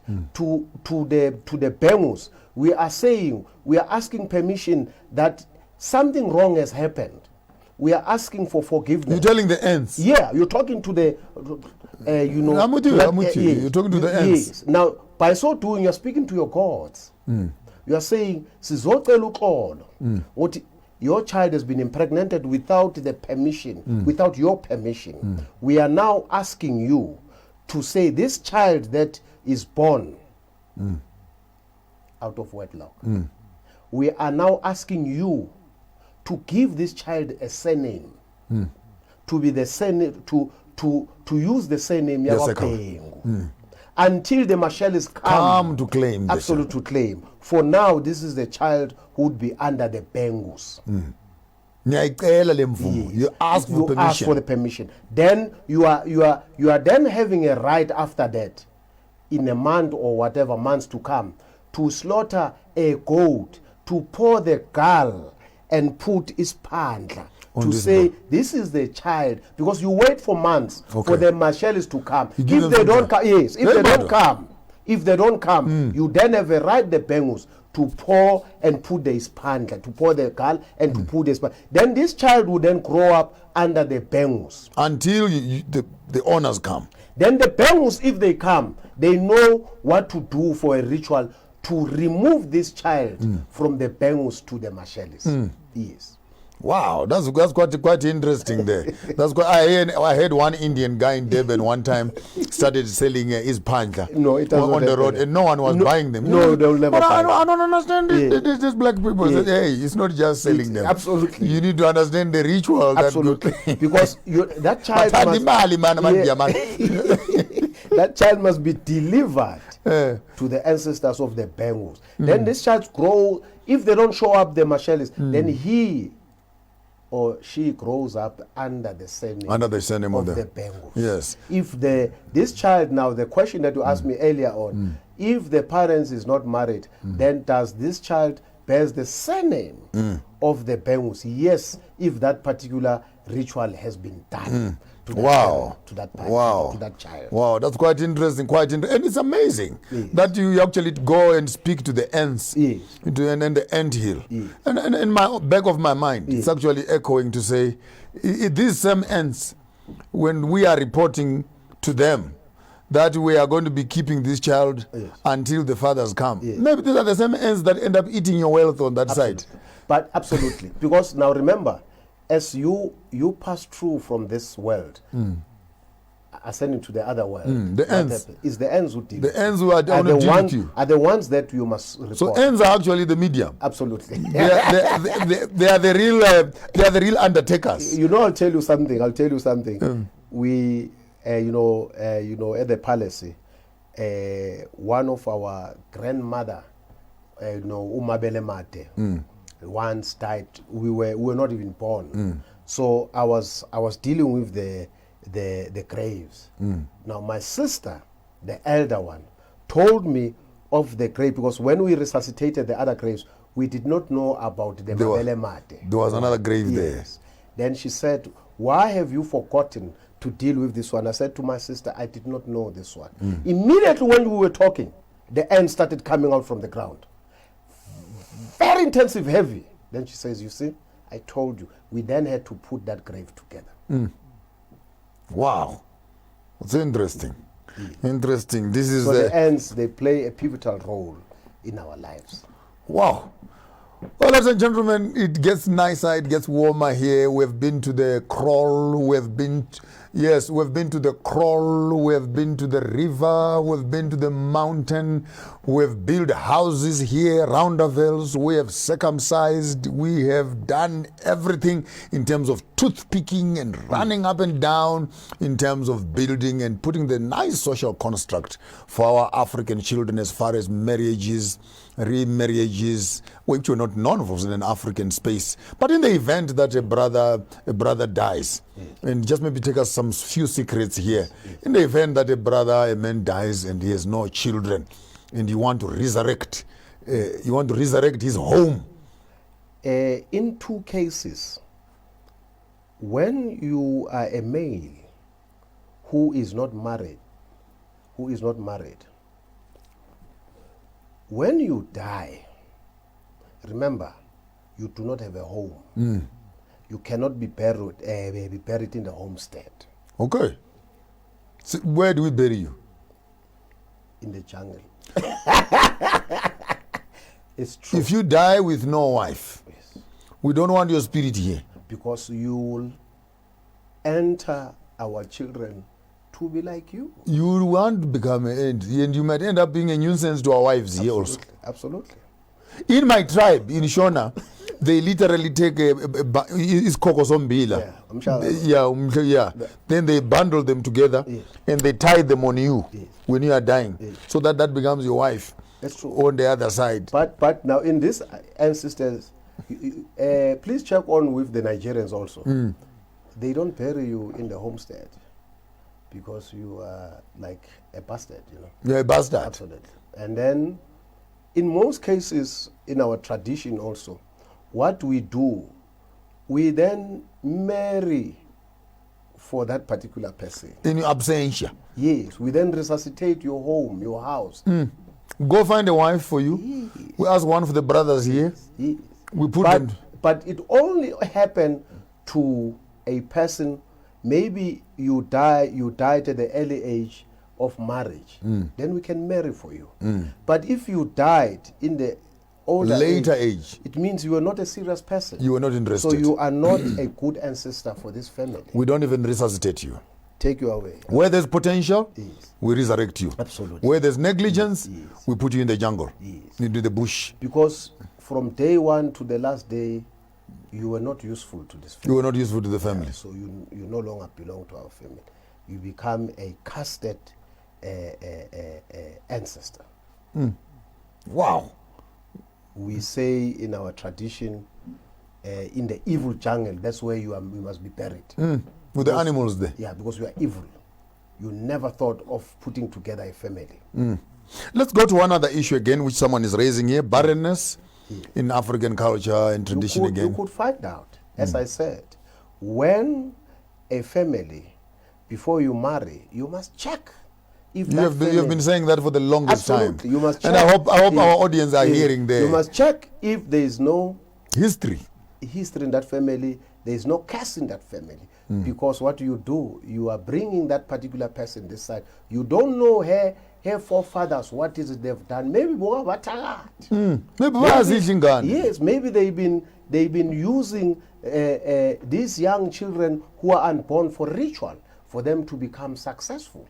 Then you then enter into that space. God will then punish you also for not having kids. Then you become surprised why this woman, she does not get pregnant. Sometimes it is not that. Sometimes you must find out that there is this young girl at a tender age, she becomes pregnant out of wedlock. She's afraid to tell her family. She go and abort this child. You might find that then God decides to say, close it for the future. Then you come, you think this child has never been entered into that space. She is you want to marry, high mileage. Absolutely, high mileage. That's why one guy was saying, making a joke. You know, I remember this guy, he says, you know, parents, I pity them. Then I ask him, why do you say? He say, you come into a space where you want to marry a girl, then they tell you, this girl, she's a virgin, she's never been touched by a man, and they don't walk around with this young girl in the space of today. Then this girl, you might find out she's been engaged with a lot of young boys outside there. You come and then they charge you certain amount of money to say, you must know that this child has never been touched, this is a virgin. And that's not true. And number two, they don't even know that maybe at some stage this young girl has aborted. They don't know these things. Then then you enter into that space. Then you find out that you also take that snyama, that darkness into your family. Wow, that's quite interesting. Another question that could be roaming out there is the issue of these spiritual husbands, which we hear is quite frequently happening these days, where some spirits are working on our women, some spirits are working on our men at night. And what kind of things are happening? Because all of it has to do with homes and families, absolutely. The sexuality of spirituality. Absolutely. That's another thing again that a lot of people, you might find out your forefathers have been engaged into these spirits. Some people use dead people for their success. And you might find out that those dead people, they envy sleeping with women or they envy engaging with men. Maybe that man is no longer around and they are roaming around in your homestead, then they end up sleeping with you. Some again, it is because people go into the inyangas, witch doctors, and they take these spirits into their homes. These spirits, what do? They come and sleep. Some come in the form of tokoloshi, what would name as tokoloshi. This tokoloshi would want to be enticed by a man, or another one is a tokoloshi woman, the tokoloshi man sleeps around with the children here. And you might find out that the children, they become what they called izitagwa. They become drunkards in their family. They become all those things. It differs in some people. You find out there is a witch doctor in your environment, and he or she has these togoloshis or these spirits that service the community. They service the community, and they run around in the community. Yeah, they sleep around with the women and they sleep around with men. You might find out in that community, the more they sleep is the more these witch become successful. It differs in categories, and that's why it is very important in your environment. Tina City Namhlanje, that family by a lawyer, when they use certain traditional medicine to protect their home, for these evil spirits not to enter into their own, to enter into their environment. You understand? Now remember, these trees that we regard today as medicine, these are trees that have been planted by God, but there are these witches who use it for their own purpose, for them to be successful. Okay, that's quite interesting. And again, I like what you're saying, because in as much as you may think that we are digressing away from the subject, it comes back to the key that if you are supposed to get married, if you are supposed to get yourself involved with one family, it is important to know the quality of the family you are moving into, research into the history of that family, and allow yourself, don't trust your judgment. Young boy, young girl, don't trust your judgment. Your parents know more. You cannot just go to University of Vets You go to University of Cape Town, you meet some boy there because he got a six-pack. She's got a good hairstyle and a hairpiece. And you think you found yourself a good husband, you found yourself a good wife. It is not just about you being dazzled by beauty. You need to do your research. You may end up just sleeping with a witch. You may end up sleeping with a murderer. You may end up giving birth to criminals because the genes and the history where these people are coming from, it is not as simple as a good hairstyle and a matching pair of techies that they're putting on their legs. Life is more complicated, my young people, in the 21st century.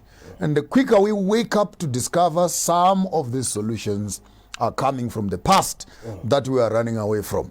I will not find a better way of concluding this conversation but to share with you a beautiful parable. After I share the parable with you, we'll allow the king to give us the closing remarks, and then after him, I will not be able to say anything. I think that's just royal protocol. So there's a bus that leaves from South Africa, from Cape Town. It is full of passengers. Some are drinking, some are smoking, some are puking. It's coming up from Cape Town, heading into Cairo. Then it gets to Bloemfontein. Other passengers come out. New passengers come in. And these ones are swearing and cursing. It's a party. You can see the fingerprints on the windows. It's smelling like the backyard of a toilet. It comes to Johannesburg, offloads other passengers. New ones come in. Those ones sitting at the back by a colours are very but here to let us. We are here to stay. It's just a drive in and drive out. Passes through Lusaka.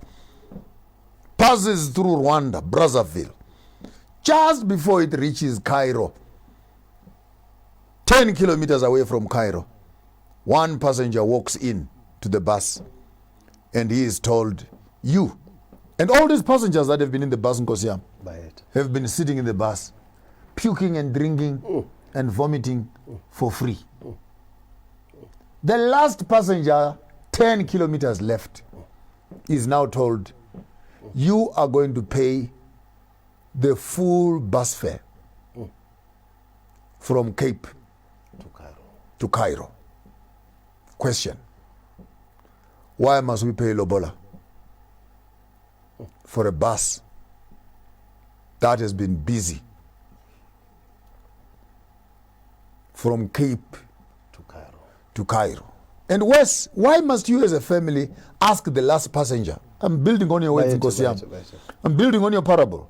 Why must families be asking for full bus fare for a bus that they know has been carrying all sorts of passengers who have done as they please? Everyone has eaten for free except the last passenger. This is not only for the women, this also goes for the young boys that are out there. This bus of yours has been misused. You can't tell whether this is a banana or this is juice. We can't tell because it has overworked. A young boy by the age of 20 to 23 has been treated for syphilis, gonorrhea, and is already having problems of prostate cancer. At 22 years old. And yet we want to marry these kids and say we are building new homes for them. And sometimes as parents, I want us just become candid in Nkosiam. When any closing remarks, talk to the nation. How do we best begin to develop building up families and building up children? As far as I'm concerned, the last person to get on the bus must worry about cleaning the bus, sanitizing the bus. And sometimes we told these passengers at the back, they refuse to leave the bus. But you find that you have your wife, you have your boyfriend, you have a girlfriend, and the old customers who have been here refuse to go because they've been showing this thing mahala. And you as a present husband now must be struggling, you as a present wife must be struggling to deal with these passengers. They puke in this thing, matanda, over something. And I think what the lesson we're trying to learn from here, how do we maintain our buses? How do we clean these transports? So that the last passengers, for me it's respect. If you know that this thing is going to end up in the hands of someone, how beautiful must you preserve yourself so that the right passenger will come into the right bus, find in the right condition, and have their pleasure also. Give the poor person a chance to enjoy beautiful transport to the future that you and him want to build together. By it, Bhungane. My uncle says, if you are going to be engaging into marriage, a woman that knows other men, the first thing that is going to happen after you have married, if there is a misunderstanding in the house, the first thing she's going to remember is that person who broke a virginity. Come on now. She'll run to that man. Magati nyagiti. She will then be in contact with that person. Because a woman, when there's a problem, she must go where? She belongs here, remember? Because this person from day one, she does not know another man except you. And she was taught never to run away, to become a coward, but to be there to deal with the issues. And die there, umfazi. Ufa azi. Two, I want to ask the people of the continent, Abantu, Ntu, to go back to the origins. Let's do the things in the way we used to do them in the past. Let us not go around marrying without understanding the rites of passage of marriage. Because these are the things that are causing us today. Today, you find out that you have married, be it from the side of the woman and the husband, you or the male, you understand that you have found yourself in a cursed environment. But if your family was able to have checked before they make you to enter into that space, they could have understood. My mother used to say, you go to 3 different seers. When this seer tells you this, you say, okay. You go to another independent one. Then if this story is similar to this, then you look for the last solution. Then when that solution, you are able to say, these 3 seers, they don't know each other, and they told me the same thing. It means I have not, I do not have a permission to enter into that space. Or I have to enter into that space. Now the problem that we found ourselves today, men, we are greedy. Selfish. Because you see the curves, you don't want these curves to pass you. Because your parents tells you it is not the right place for you to play around. You say, I know, I bahlanya. Mina ngiyangena ngiyamshada lo muntu ngiyamthanda lo muntu. Little do you realize that you are entering into a space where your generations to generations is going to be cast. Same applies to the side of the woman. You see this man, no, unemali ngiyamthanda, unemali. He has money, I love him. You don't love him. You love the money? The money. And this person, you don't even know how he accumulated this money. Because you want to live a comfort life that has blood in their hands. So I am calling upon you. Do the right thing. We spoke about this thing, how we started. Please, if you adhere to that, then you'll have a better family for generations to generations to come.